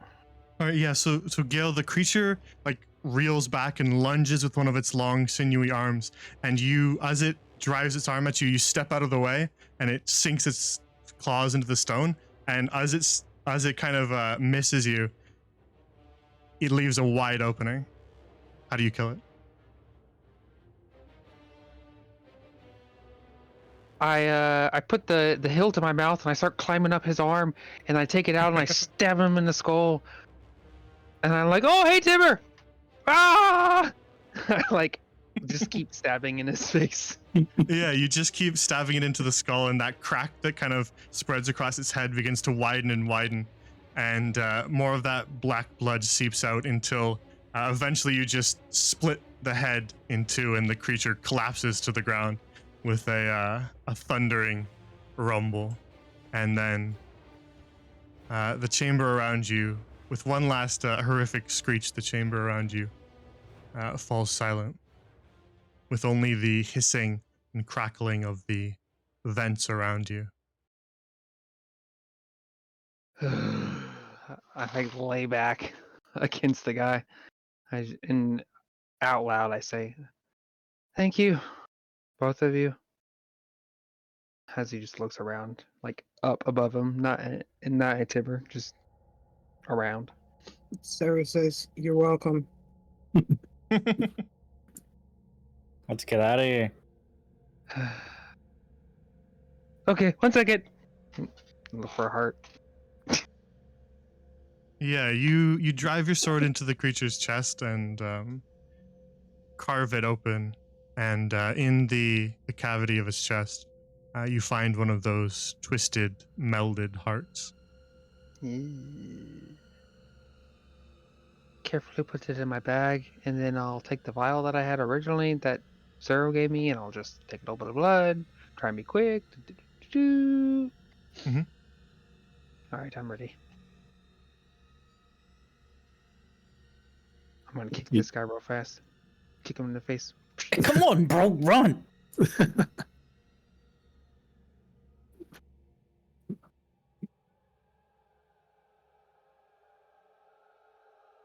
Yeah, you all sort of make your way out of the chamber, moving quickly back down the tunnels. Let me gather you all up so I can have the whole group.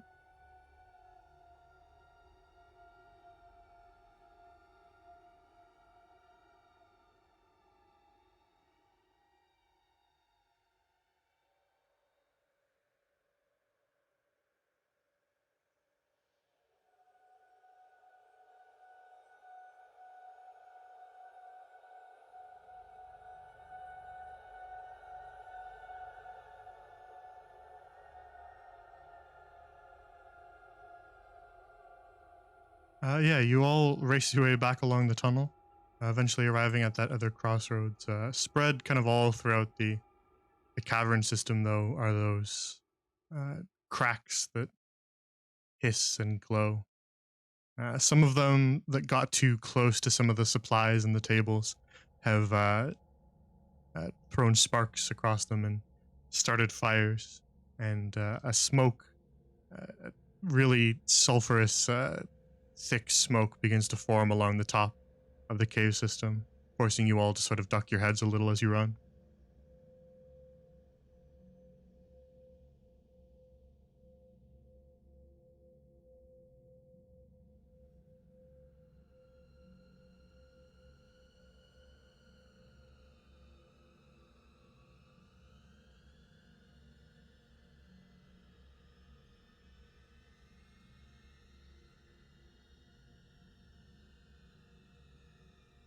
Do you go up or look for something faster? Cave.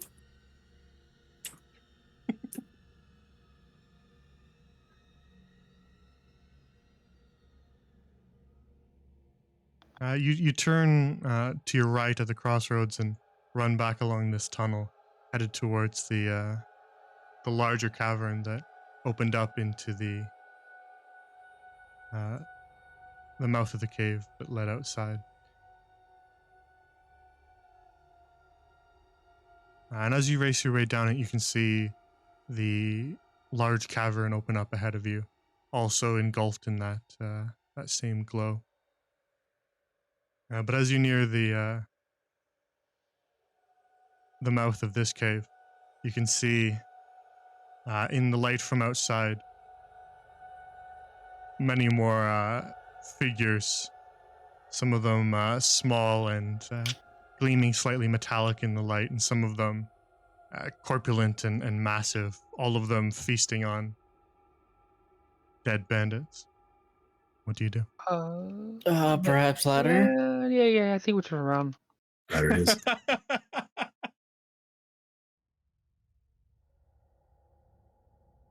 So you just turn around?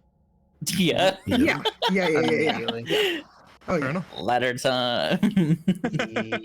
Plot twist. He has stuff in for this too. He's going to. Can't be It's as just bad as that just though. a bigger, badder person right in front of the ladder. It's just gonna be the Prince of Chains calling it. You're a prince of chains. Thanks. You're welcome. Why am I so small? Yeah, it's smaller than our boxes. I was thinking the same thing. Because I pasted you all in and you were big enough that I didn't want to resize literally everybody. It's hard to resize as a group, so you have to do it Feels so individually. chibi. I feel like a mouse folk. Too soon. Yeah, Yeah, you go guys race your sometime. way. You guys race your way back along the other corridor instead, and head back towards the. Okay, I will resize you for this one because you're a little too small on that one. Heading back towards where the ladder was. And eventually you see the shaft of light in the distance as you make your way along the tunnels.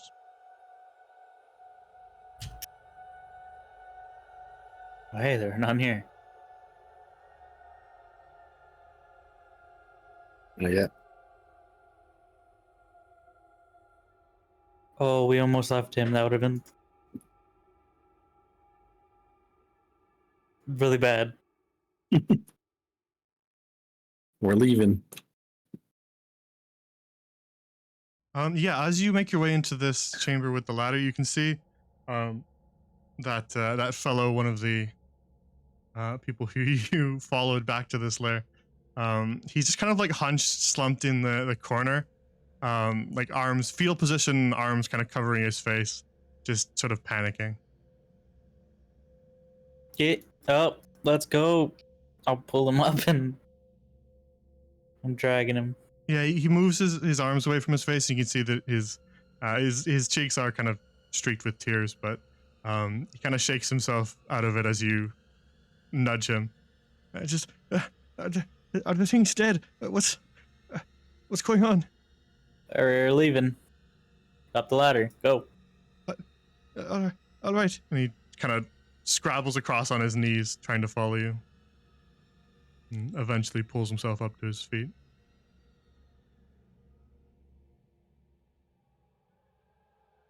And so you make your way up the ladder.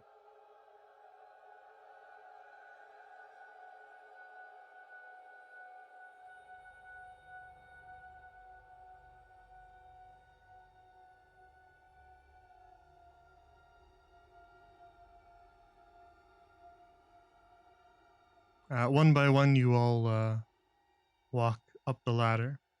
The ladder itself is still sturdy enough to climb. It's not been damaged by the by the fires, and so you quickly scrabble back up and emerge out of the well.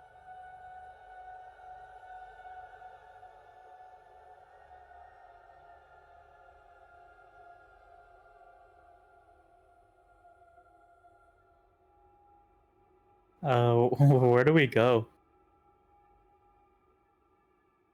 And as you guys kind of each pull yourselves out of the well, you look around. The very air around you seems almost tinted with red, and you can see that the cracks on the ground have spread up out through the caverns and begin to spread across the environment. As you haul the Bandit King up out of the well and kind of throw him down onto the grass, he just looks around and begins to chuckle again. I was told it would be beautiful, but it's even better seeing it for myself.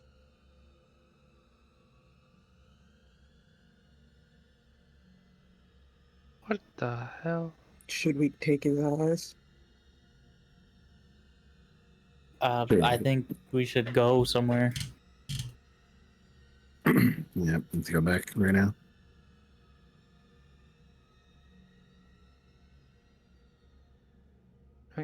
Rushing back. Does somebody want to give an update?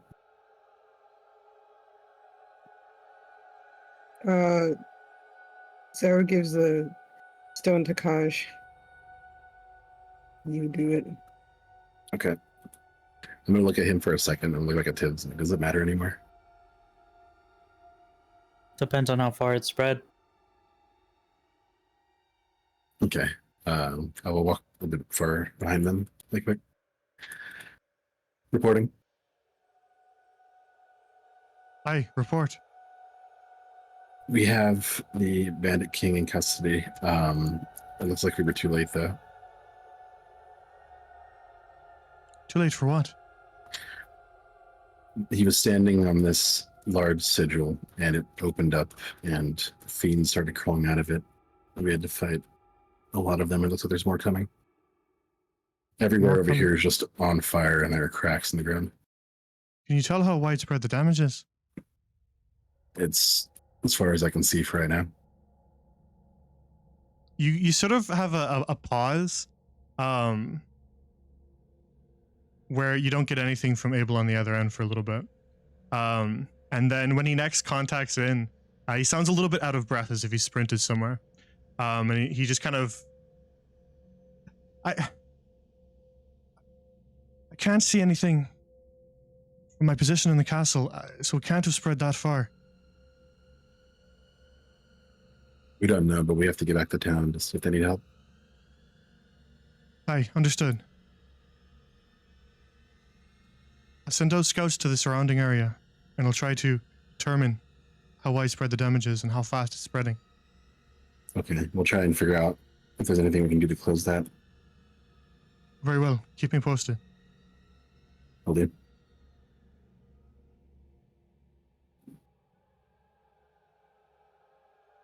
Connell kind of looks at you, Kaj, as you approach the group again. Back to town, then. Yeah, they might need help, and we need somewhere to put this guy. Yeah, Connell kind of looks over to the Bandit King and just says, "Aye, he needs to answer for his crimes."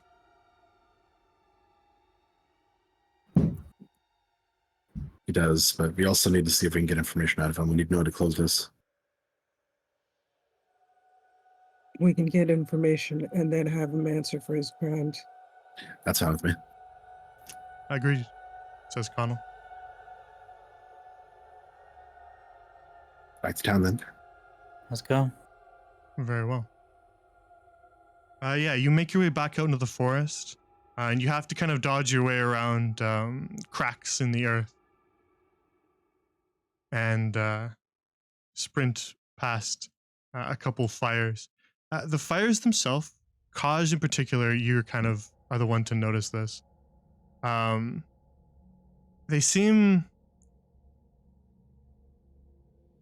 wrong. They're not typical flames that you are familiar with, Kaj.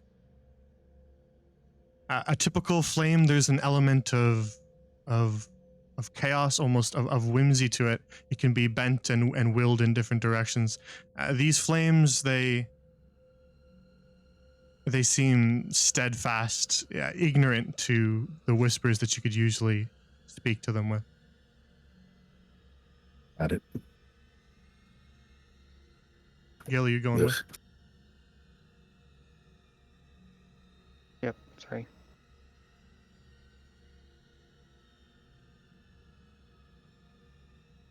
Yeah, you guys race your way back through the forest, past many more of those sort of ruptured bits of earth, and the further you get, the less large those ruptures seem to be, the vents in the earth. But there's still this kind of sickly glow in the forest that just kind of hangs in the air. And so you spend some time traveling on foot as fast as possible back towards Tradewater, and the quicker or the closer and closer you get to Tradewater, the more that glow begins to slowly fade.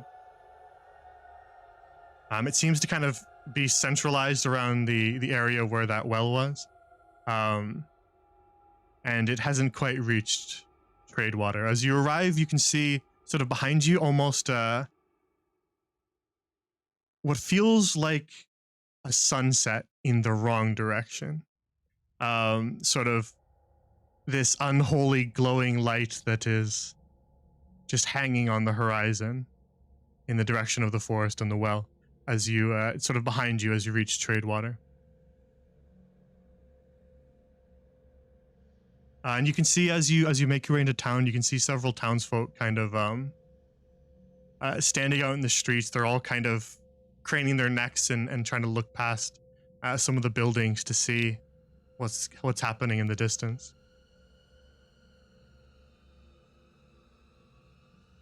But you don't see any actual monsters in town, just confused townfolk.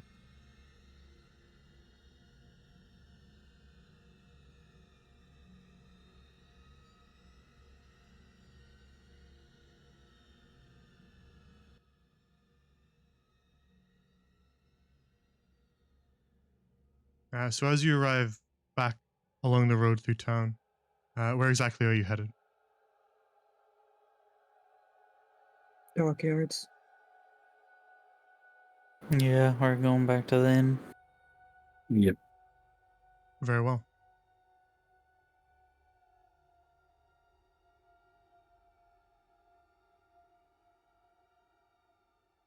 Yeah, you race your way through town, pushing past people who are all kind of staring. You do get a lot of like stares as you drag the Bandit King through town. It seems to be the only thing that can tear people's attention away from the strange glow off the horizon. But you eventually arrive back at the fishery. I probably have to adjust some stuff on this map, so just give me a sec. Oh yeah, all those guys are dead. All those detachment soldiers you brought. The two sets of twins, no.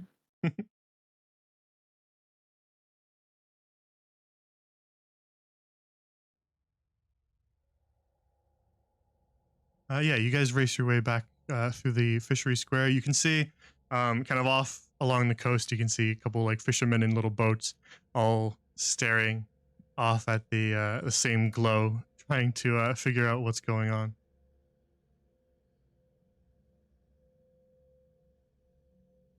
Should we be telling people to get indoors? What do you think that'll do for them? Well, if it spreads. The ground is everywhere. Okay.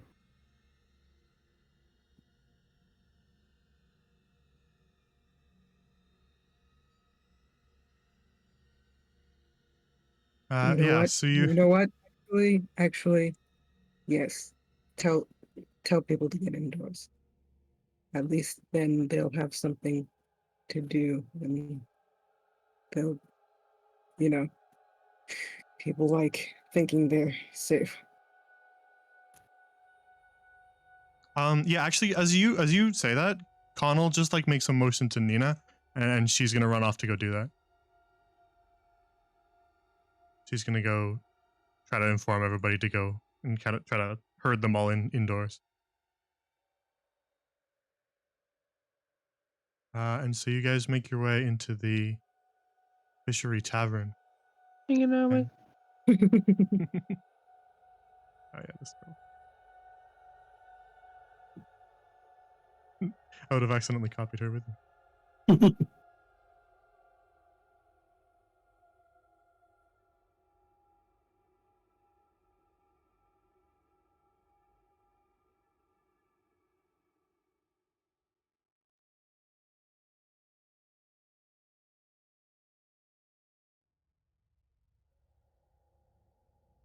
So the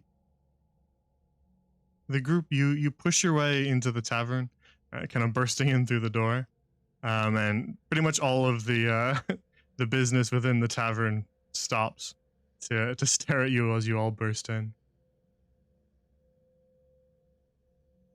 What do you do?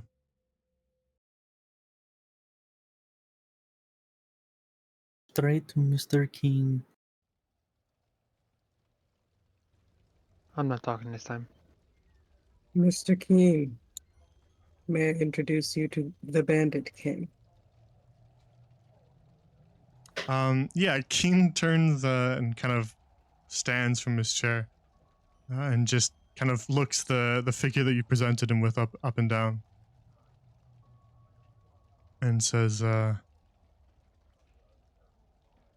then, so you're the person who's been causing so much trouble.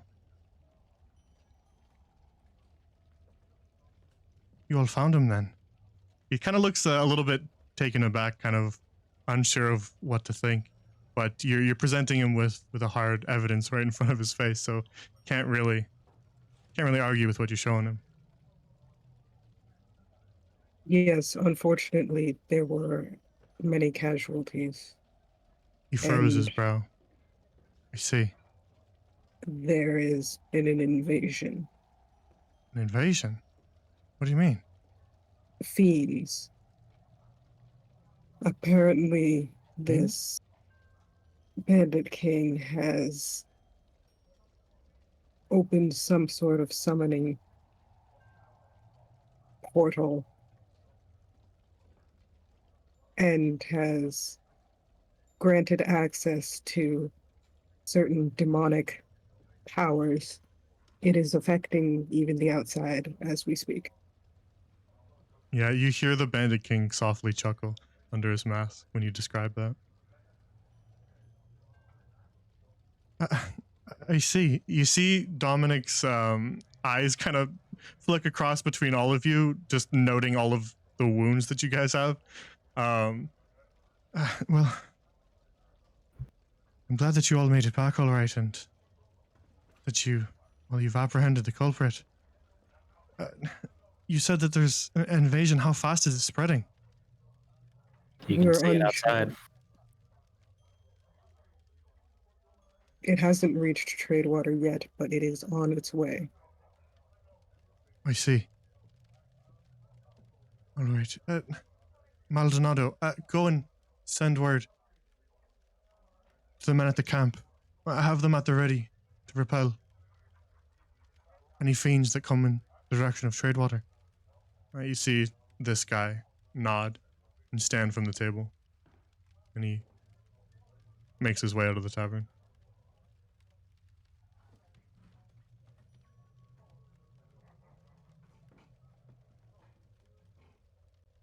That should help buy us some time. As we have made contact with you, we have a contact in the castle. The king is unaware of. In the castle, the king's murder. Yes. He furrows We his brow. needed to know. We needed to know what side the Bandit King was on, if they were on a side. And that is how we found out it was the third organization. However, I see. we could join forces against the Bandit King, well, and the demonic army, if that is something you are interested in. I'm sure if we spoke with our contact, it could potentially be managed.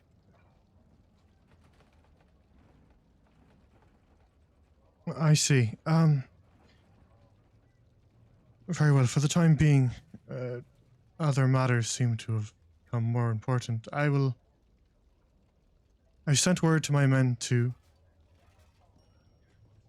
defend the town. If you could provide any aid to them, I'd be grateful. Have you, he looks towards the Bandit King, have you gotten answers from him? Has he talked? Not as of yet. He seems to find this very humorous. I see. If you are to interrogate him, I should like to be present.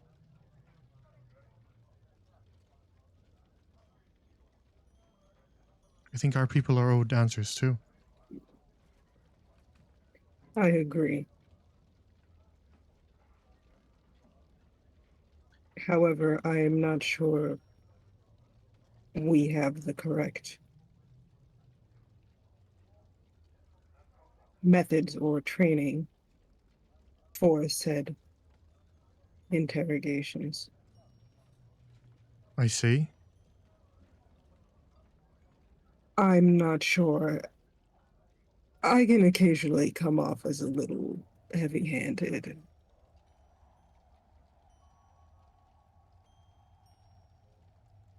Very well. Well, I can participate in the interrogation too. If that would ease your mind.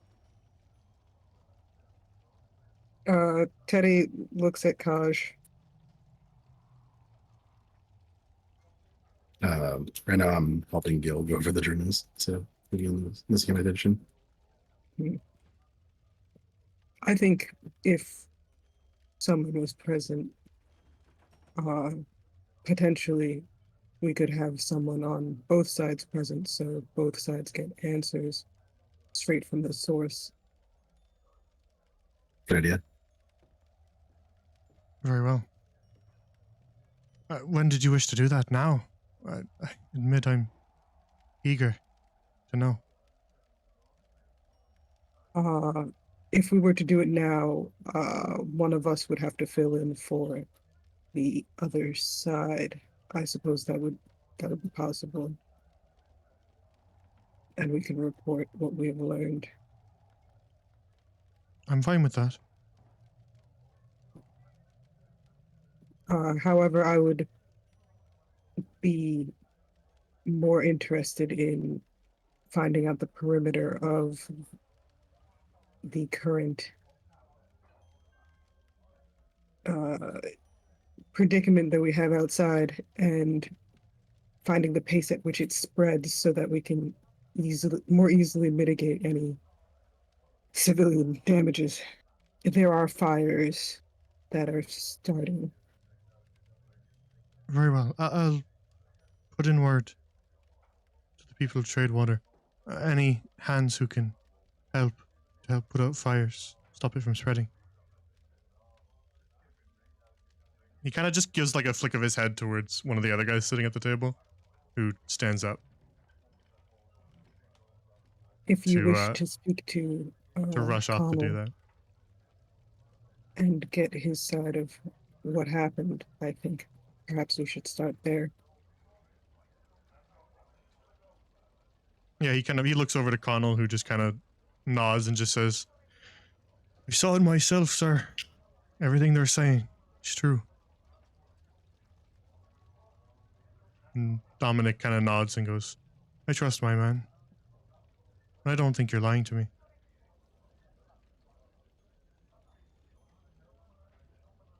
Unfortunately, his right-hand man is missing. The Bandit Kings. Yes, they go by the moniker Bishop. I see. Missing. Do you have any idea where to find them? No, we have yet to ascertain any information about them. That poses trouble. Indeed. I imagine we've not seen the last of that person. I am afraid that if they were to decide to collect the Bandit King, there would be very little that we could do to stop them, as they have already infiltrated this place once. I see. Then perhaps we better do the interrogation sooner rather than later, in case there is an attempt. Yes, I was hoping to go first through the journals that Aye. my companions are doing, and then with the information found there, we could get a better grasp at what question we should be asking. Very well. And then I'll allow you a moment to research those journals you said they were found on his thing. Yes,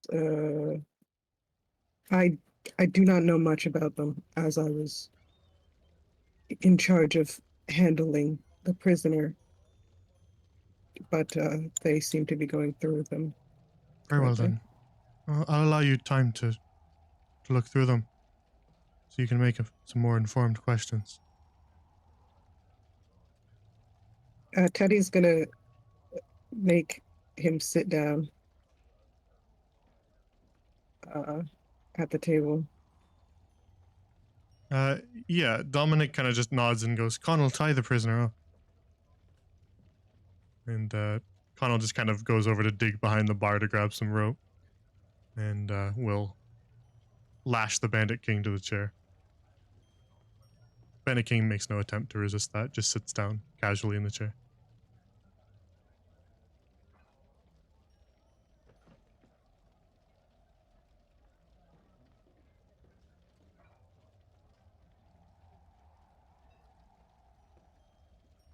Do you mind if I sit with you? I'm curious what these journals are that you found. Sure, yeah, go ahead.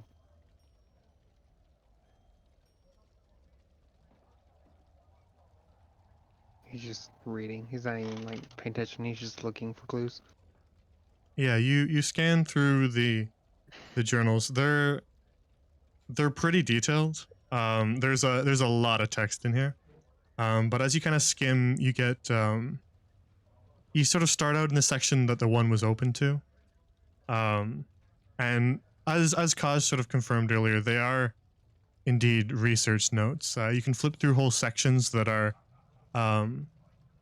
detailing like failed attempts at creating that same circle, and you can see little notes in margins where there's little adjustments made to measurements and like the width of the carving and everything. There's all these little fine-tuned adjustments over long periods of time. You get the sense that that sigil was a gate, and it did indeed need to be opened with willingly given blood. And the wound on the Bandit King's hand begins to make more sense.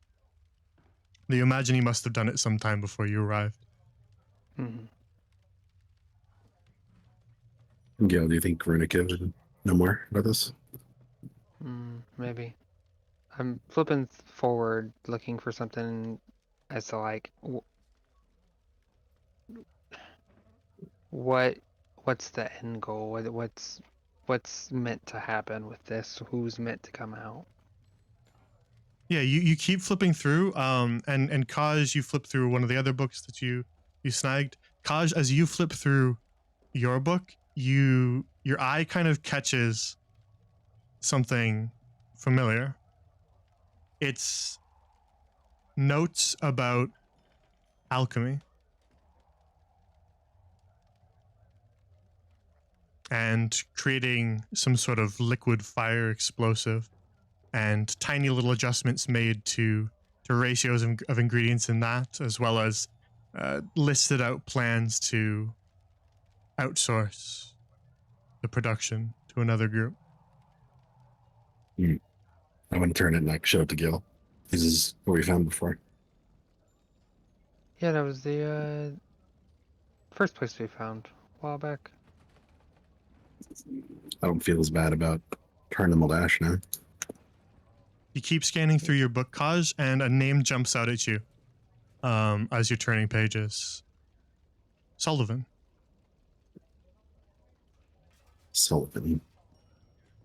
Lord Sullivan. Oh, Who's that? The notes detailed here seem to be an intake of a very large amount of gold from a Lord Sullivan. Suddenly, the ledger you found quite some time ago with a scratched out name makes more sense. mm-hmm.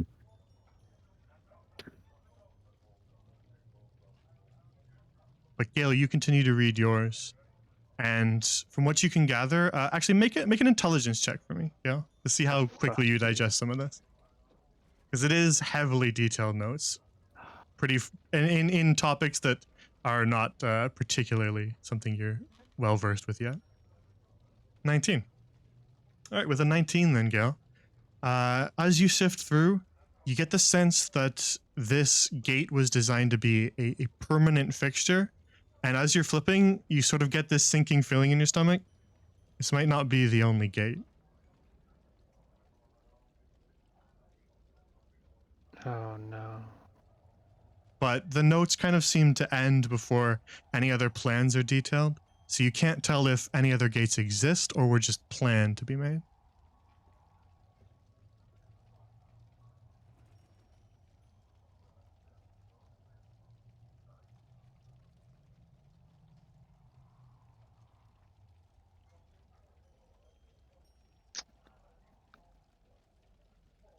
No. I'm flipping and I'm looking to see if there's a list of other locations, or places fit for sigils.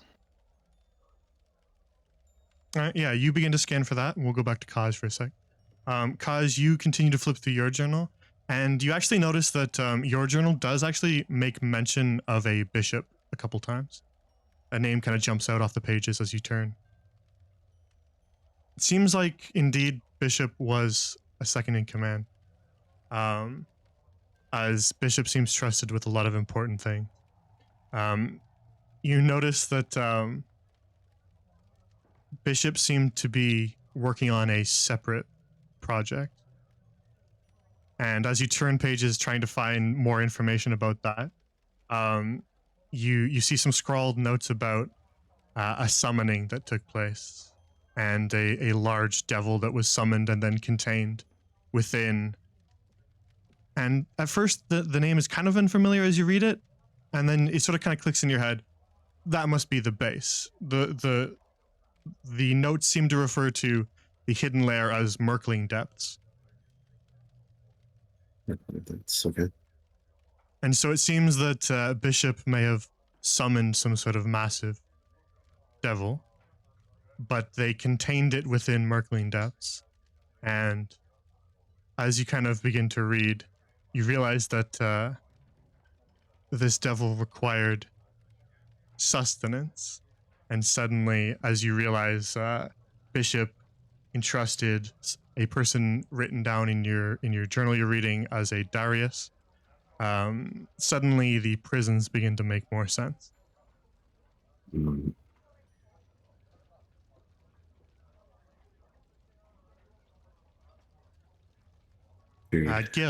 Gil, you continue to read through your journal. Okay.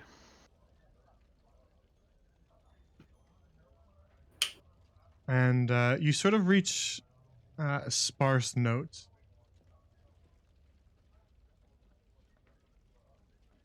It seems that if there were other gates, there aren't any locations jotted down.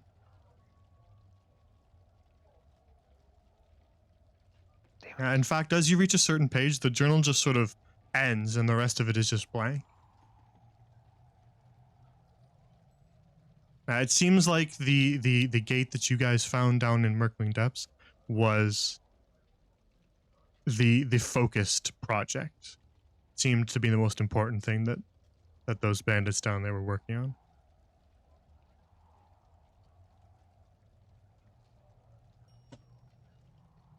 Out loud, he's just... No, wait.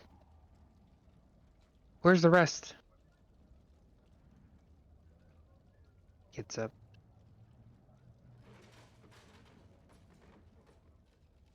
Where are the other locations? Other locations? Sure, I don't know what you mean.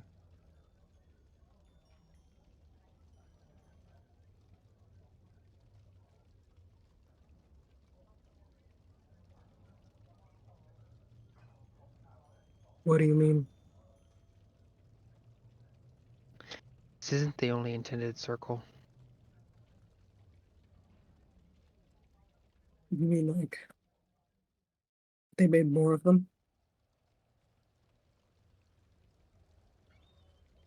They're planning to if they haven't. I want to attempt to take his mask off. Mhm. I want to take it off and I want to look him in the face. Yeah, it's sort of got like leather straps with a buckle behind. And so if you're standing behind him, you can just sort of unbuckle it and yank it off. Okay.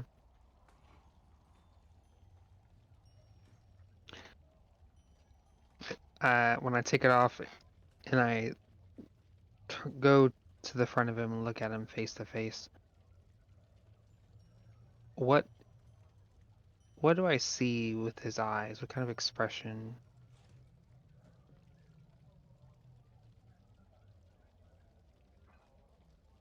Yeah, you yank the mask clear from his face, and he is just kind of sitting there, a little too casual for the situation he's in.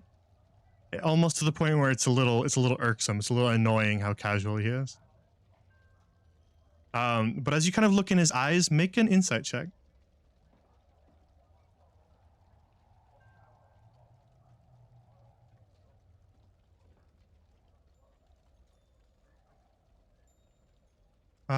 With an 11, he seems calm, but that's about it. Go.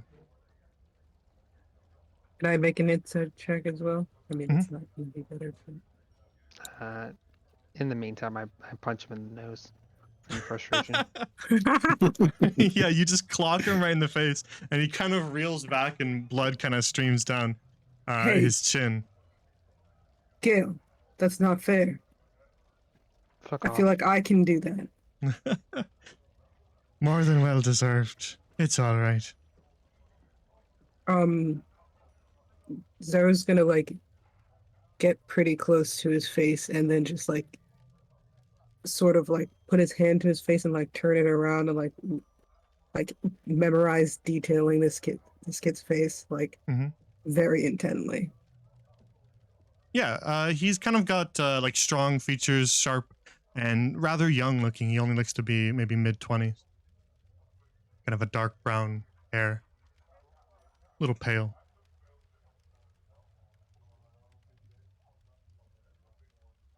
He lets go of his face and sits back more more satisfied that he has his face in his mind now. I need to go.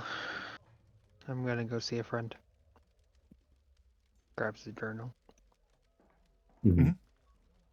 Kaj and Tibbs, you guys kind of scan the journal that Kaj is reading.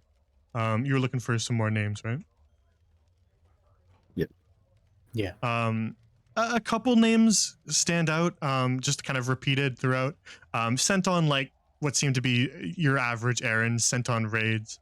You see sort of organized documents that kind of arrange some of those bandit raids. You see Finlane's name mentioned. You see that Darius name mentioned a couple more times, including a mention of him, quote unquote, traveling, which you surmise must have been when he was visiting both your orphanage and probably Glory Bell for some of the abductions that took place. You see mention of Finland's name. You see a Rook. You see a Nedrick once or twice. But all of them just seem like either bandit raids or errands. The Nedrick one is about the poison. But yeah, they just seem to like be detailing and taking note of a lot of very organized tasks, essentially.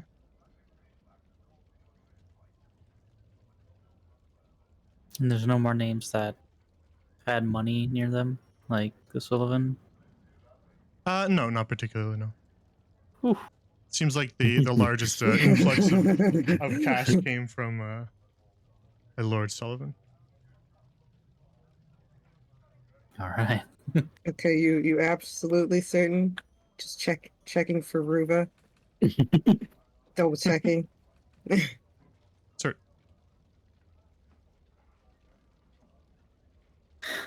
Well, shit. Get more people to visit, but hopefully Gil can get us more information on how to close that damn thing. Yeah.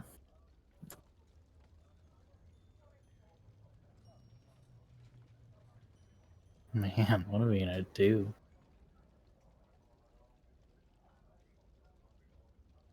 Figure out how to close it. Close it up. Even still, there's so much to fight through even then. Well, hopefully we'll have some help with that. Let me look over it then. he nods. Hope they're up to it.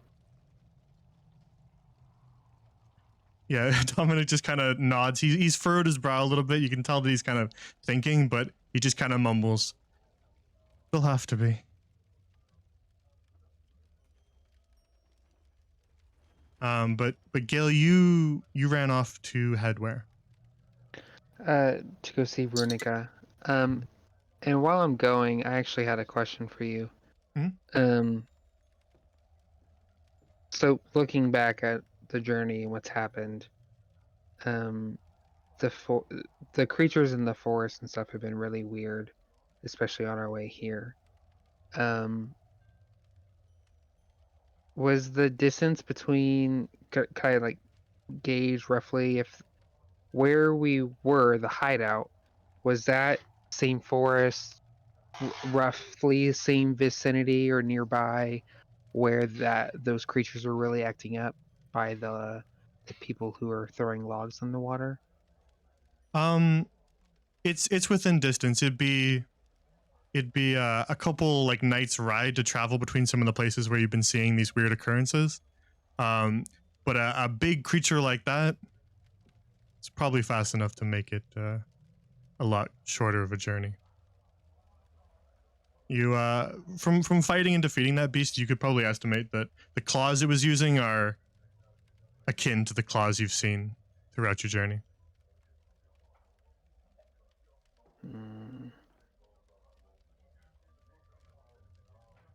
Fuck, we need to get back home.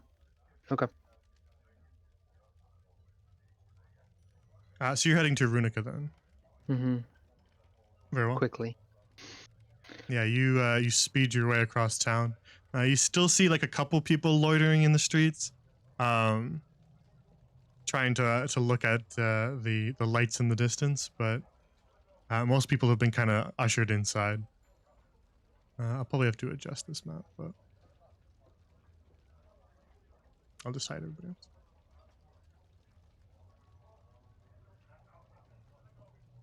Yeah, you dash your way across town and back to the church. And I'm assuming you open the passage and all that. Yep, going through, hitting the passage without even waiting. I'm like, once I hit it, I just, Runica, get out now. I need you, sister.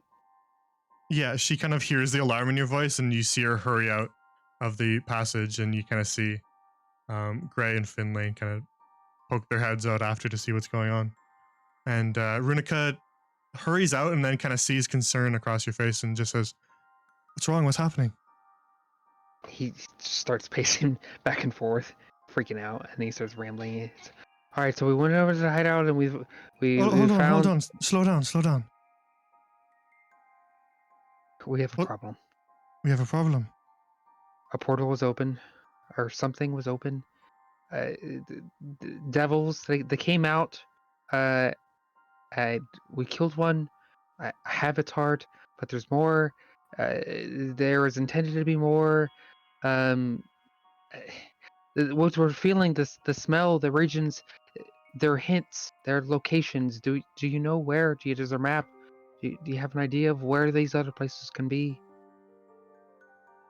You're saying a gate to the infernal circles was opened. Fiends are pouring out. This is dire. How did I not sense it? She kind of like stares off at the ground for a second. Perhaps the holy nature of the church was shielding it from me. Can we close it? Close a gate? I've never heard of one being opened, never mind closed. This is far more dire than I imagined.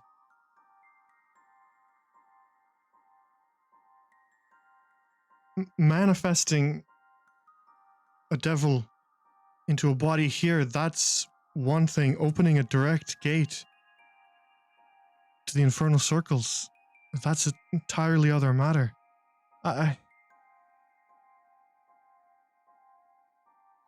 She kind of like stares down at the ground. You can see her eyes kind of flickering around, clearly thinking really hard. Several have been intended to be open. This was the first one. You'll notice it when you're outside. It hasn't gotten to the city yet, but there can be more. There's intended to be more.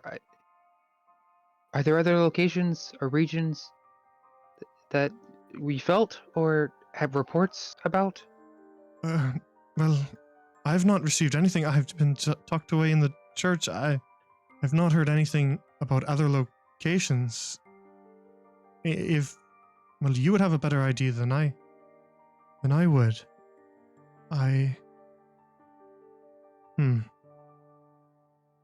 Well, if these gates were opened on purpose by someone in our plane, aye?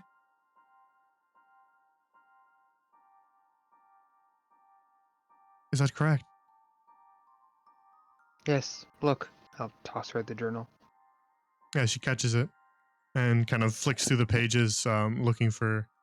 You see her kind of settle on the page where that gate is drawn. I see. Someone's been putting in a lot of research into this. Won't be any small feat to close something like this. As for other locations, well, it's hard to say. It would be up to the person who's creating them. I suppose intended targets would be something to consider. You'd have to take into account the person creating them and what they would want to destroy, I suppose. Do you... They were taking kids. The kids that you're watching. What if it's based off the region? Or what's nearby? What if... are there any other accounts or reports about kids being abducted more than usual? Well, as I said, I've been tucked away in the church for, I suppose, too long. I've not gotten my finger on the pulse of the land myself, but it is a good idea to look around, I suppose. I have heard sacrifices of children a few times in my travels as a Knight of the Red. Child's blood, the blood of the innocent, it's more potent for devils.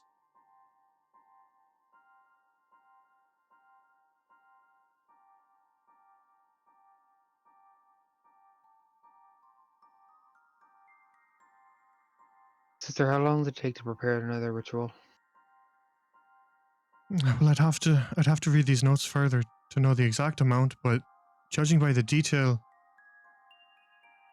it's hard to say. And well, if they were starting now, some time, but who's to say if they are starting now? Right? Hmm. I remember the forest was weird on the way here. There are claw marks. We've seen them before as well. If that's the case, though, we have to get home. There's problems.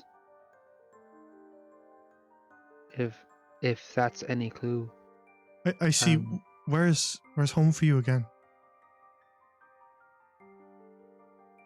Which direction are you headed? East orphanage. The Stony Brook Orphanage. Hmm. Aye, the northeast then. If you're headed that direction, then I suppose I could take a different path. I could head south to Glory Bell and see if there's anything in that direction.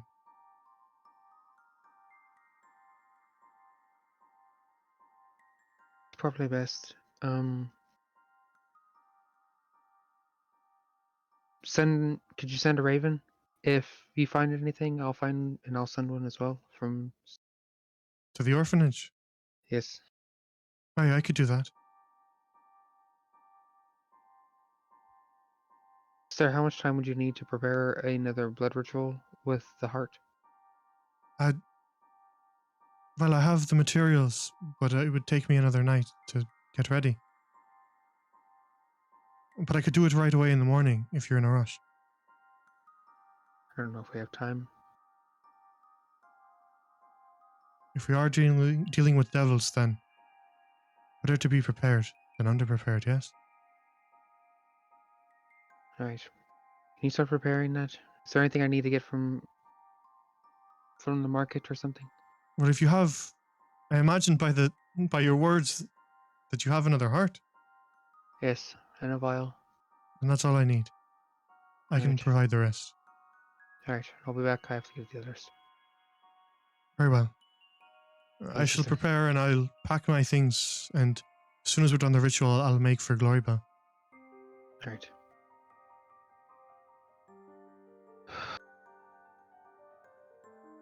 Rushes back.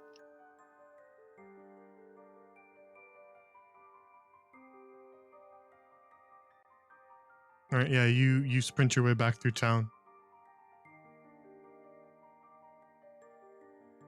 And back to the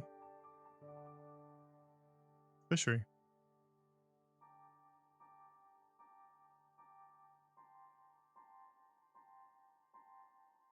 Where everybody else is still kind of sifting through the journals. You weren't gone for too long, so you rushed your way back inside.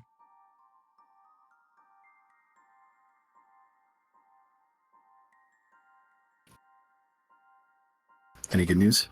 Hopefully. Oh, fuck no. No, there's none. No. We need to go back home. Sorry, Book. We have to go back. If the forest was weird here, and those claw marks in the forest, they looked a lot like that creature. And I think there may be one there, nearby.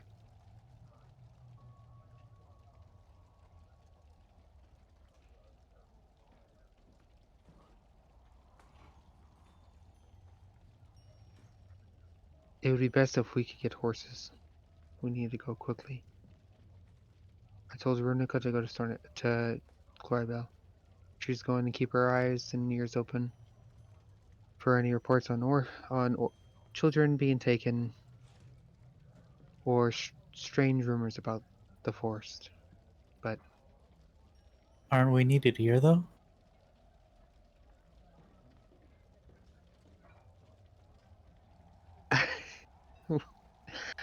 I don't know. Veronica doesn't know. We're not sure what to do, what we can do. I mean, if we only have one confirmed opening so far, then we know where we can be useful. Mhm. I know it's worrisome, Gil, but we can't leave these people here to deal with this by themselves. Not when we don't know what's going on over there yet. Also, if it hasn't reached Eudora yet, there's very little chance it's gone that far. No, but Unless you don't get it because they intended for other portals, the other openings. If they're going for other openings, if there was strange occurrences in the forest, we had strange occurrences too, Tibber. In Mhm. ours, You think they're trying to open one in the Deep Green? I do. Well, yeah, now we know we have evidence that they have people working over there. There were bears there that they were strange. They were not not acting like you would expect. That's not right. There's something going on in our neck of the woods, literally. let's split up. What? Are you stupid? No, I'm kidding.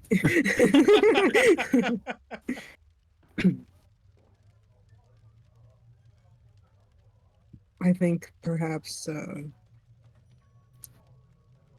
we should think about this calmly and make sure that we have everything tallied up that we know and understand before we do something too rash and lose a chance at an opportunity here. Mm-hmm. We still need to interrogate him. Exactly. I'm going to hand the stone over to Gil. You should report back, though, and have them at least start looking. All right, I'll be I'm outside. worried about home now. Me too. But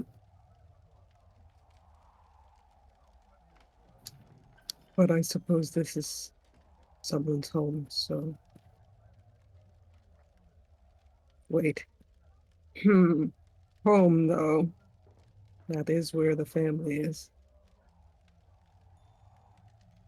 We could always do what we can here and then leave it in Mr. Keen's capable hands. We're the only ones who would know what to look for.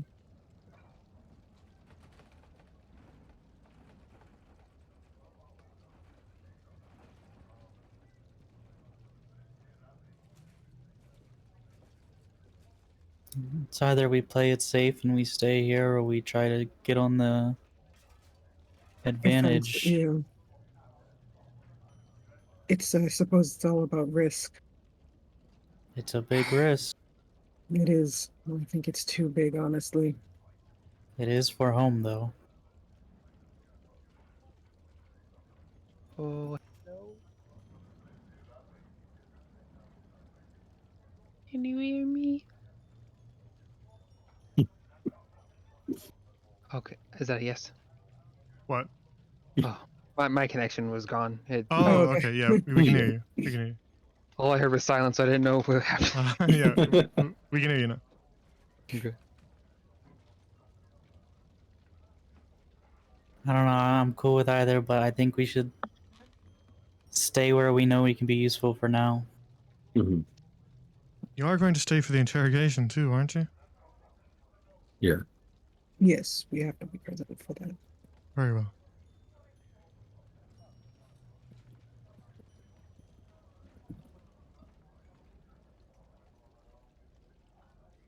When are we doing that? As soon as possible, I'd prefer. It can be any time, I suppose. Well, where did you want to do it? Perhaps Somewhere more private. A room upstairs. That would work. I'm not Um, too good at the questions part, so I'll just do the heavy lifting. Sarah's gonna stand up and wait, was he tied to the chair or Yeah. okay. Speaking of heavy lifting, Tibbs, do you mind taking the chair upstairs? Uh, yeah, I guess. You can just drag it up there, probably. Yeah, no, that's a good point. Well, let's go. I'll grab the back and start just dragging it. Yeah, Dominic stands from his chair and just kind of gestures towards one of his guys who's still sitting at the table here and just says, Radzig, get the tools and meet us upstairs.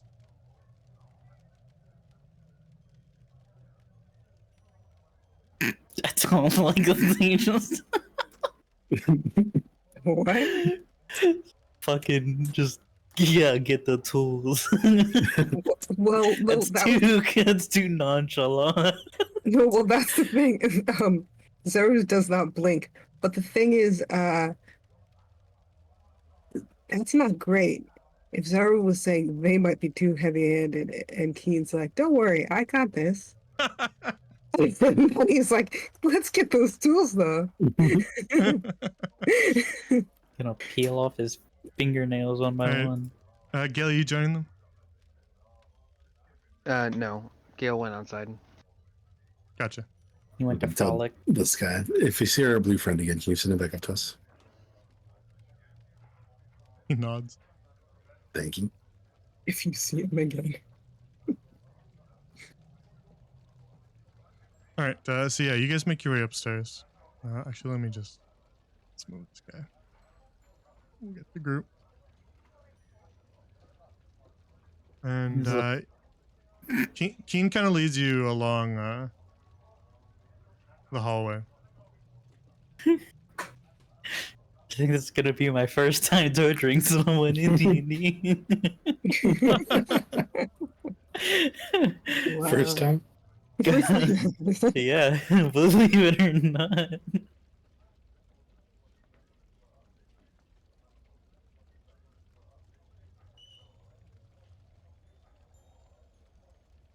Keen leads you guys along the hall and just kind of opens this room here.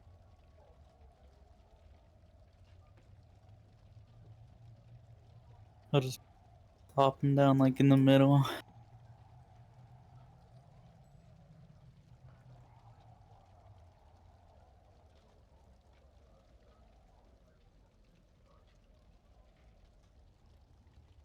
Yeah, you place Bandit King in the center of the room, and a short while later, the fellow who Dominic sent running comes scurrying back along the hall and knocks on the door, then enters, and he's carrying sort of like a cloth-wrapped parcel that he hurries over to the bed, places it down, and then sort of unrolls it. And you can see just all manner of things. There's a bunch of sharp instruments, all jagged and dangerous looking. But also tucked away into it is what appears to just be like a little roll of paper as well.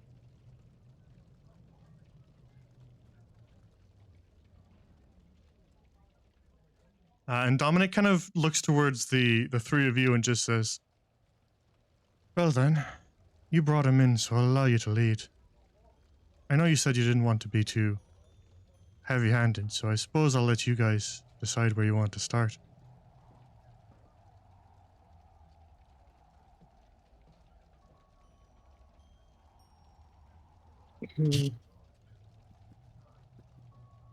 Kosh, What? would you like to start? Oh, I'm not. No. I'm just gonna take notes of what he says and make sure he's not lying. Okay. Well, it's been a while, but Been a while. But let's see how this goes. Let's see how honest you are. What can I call you? Bandit King is kind of pretentious. But it's my name.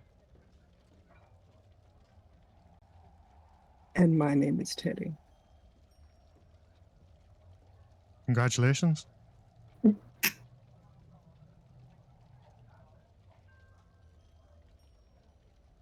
Okay, fine.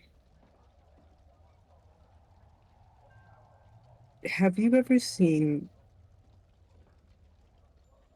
this symbol? He's going to show him the symbol of the crown. Which symbol? No, the symbol of the crown that says the revolution dude's gonna die tonight. Nope. Never seen it.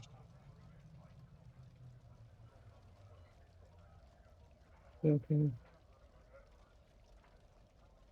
How many portals are there? Just the one. How many portals are there planned to be? Just the one. Can I insight check that?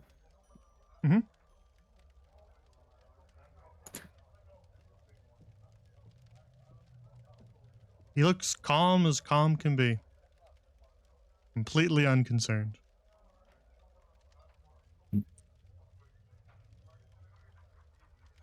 Where is Bishop? I'm really not sure. Seemed like you all scared her off.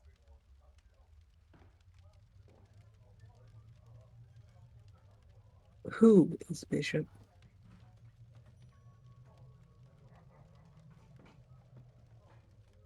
My second in command, of course. Teddy smiles.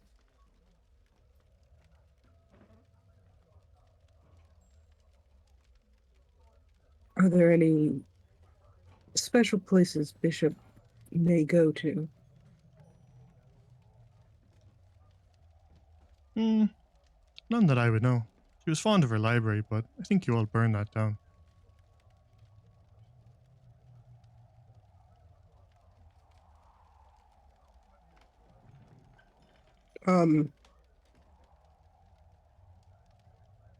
Aren't you supposed to hurt him,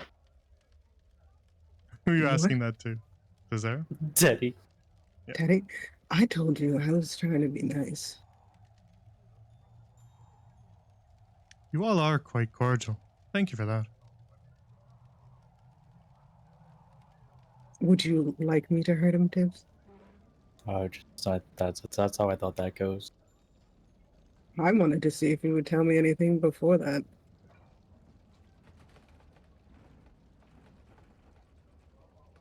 But I suppose not. Teddy takes out one of the daggers that Luger, not the one that he was using for the fights, but the other one because Luger had two. And then sort of just like inspects it and is like, "Did you try to assassinate Mr. Keene?" He just kind of turns his head, looks at Kane.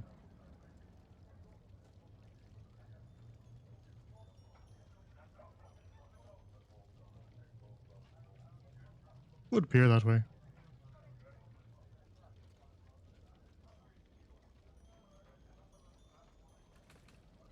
And what happened to the poison? I think you're in more of a position to answer that than I am. Zero frowns because he knows that's probably true. Dominic kind of raises an eyebrow at that question.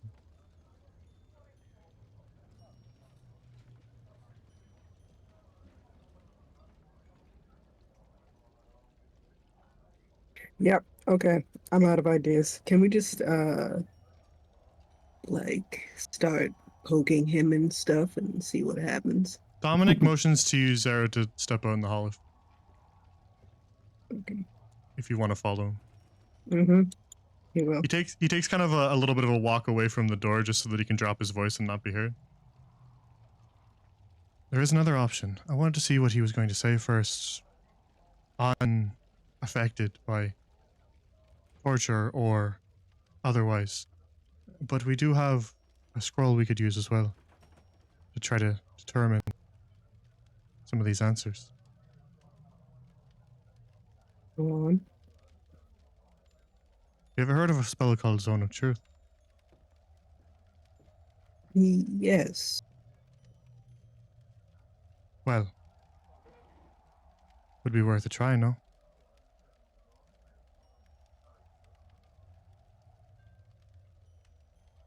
Yes, I think so. Although, hold on a second. I need to do deception. Okay. Zara Okay. looks unfazed when he says, yes, that would be a good idea. He doesn't look nervous at all. Very well. Well, I've only got the one scroll of it, and I'm no spellcaster myself, so we better make this count. Hmm. I say we compile questions first, then, so as not to waste any time. Very well. Would you like to usher the others into the hall to speak, or just you and I, mean? The others as well, though I will watch the prisoner. I do not wish for him to be alone. Very well. I have a couple of questions of my own I want to ask, Hmm. but I imagine our questions probably overlap quite a bit. Yes. I trust that is true. Very well. If you leave anything out, I'll speak up, but I'll leave the questions to you.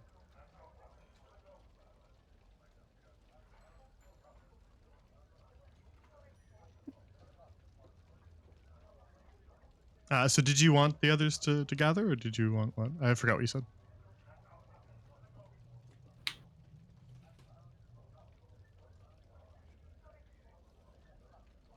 Zero? Oh, Hello? Hello? you're good. I'm good, but is Zero there? Yeah. Hello? No? It would seem they are dead.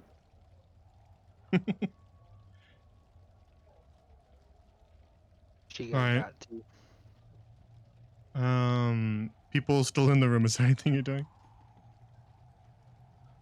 No, I don't know how to interrogate someone. Fair enough. I'm just staring down at him. Can I take a look at the tools they brought? Yeah, there's a bunch of like differently shaped knives, some of them curved, some scalpels. There's a bunch of like pliers and tweezers. Ooh. They look fairly nasty. They're gonna put all sorts of metal things in eBay. The Bandit King just stares at you, completely unconcerned. How's the hand? Smart a little bit, yes.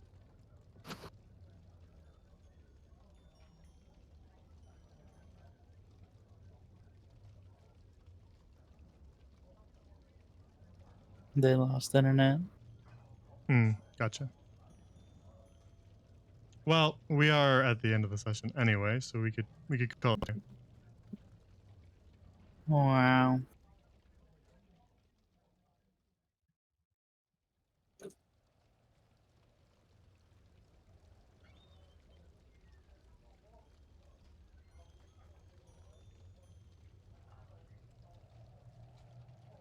All right. Yeah, we can just kind of wrap up here, and then since we're at the end of the session, we'll just pick up again next time. That See way, you. Zero doesn't miss anything.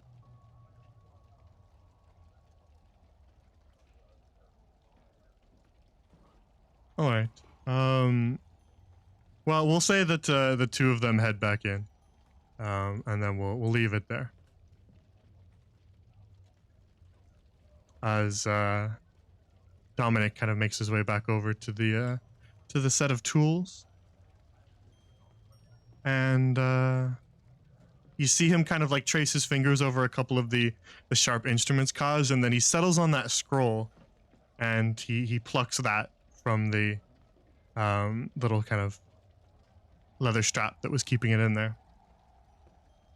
And he kind of turns back to face the Bandit King with the scroll at the ready. And that's where we'll end the session. Boo. It really We're, popped we're off. past today. we're past time anyway, so They say they like D&D, yet they lose internet. Weird. I feel offended by that statement, considering I also lost internet for a minute. Yeah, you're happening that too. Just don't lose internet, forehead. You're toxic.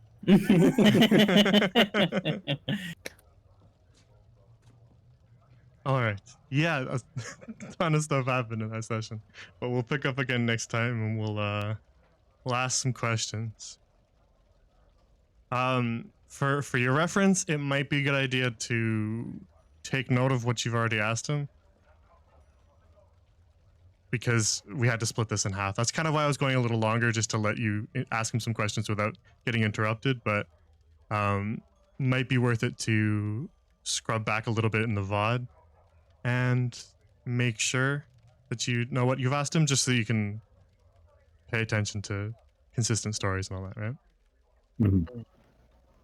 So it's a good idea to remember what you've already asked him and how he answered it. Interested. But yeah, we will end here, and we will return next time, as as the heat continues to ratchet up on Free Crown.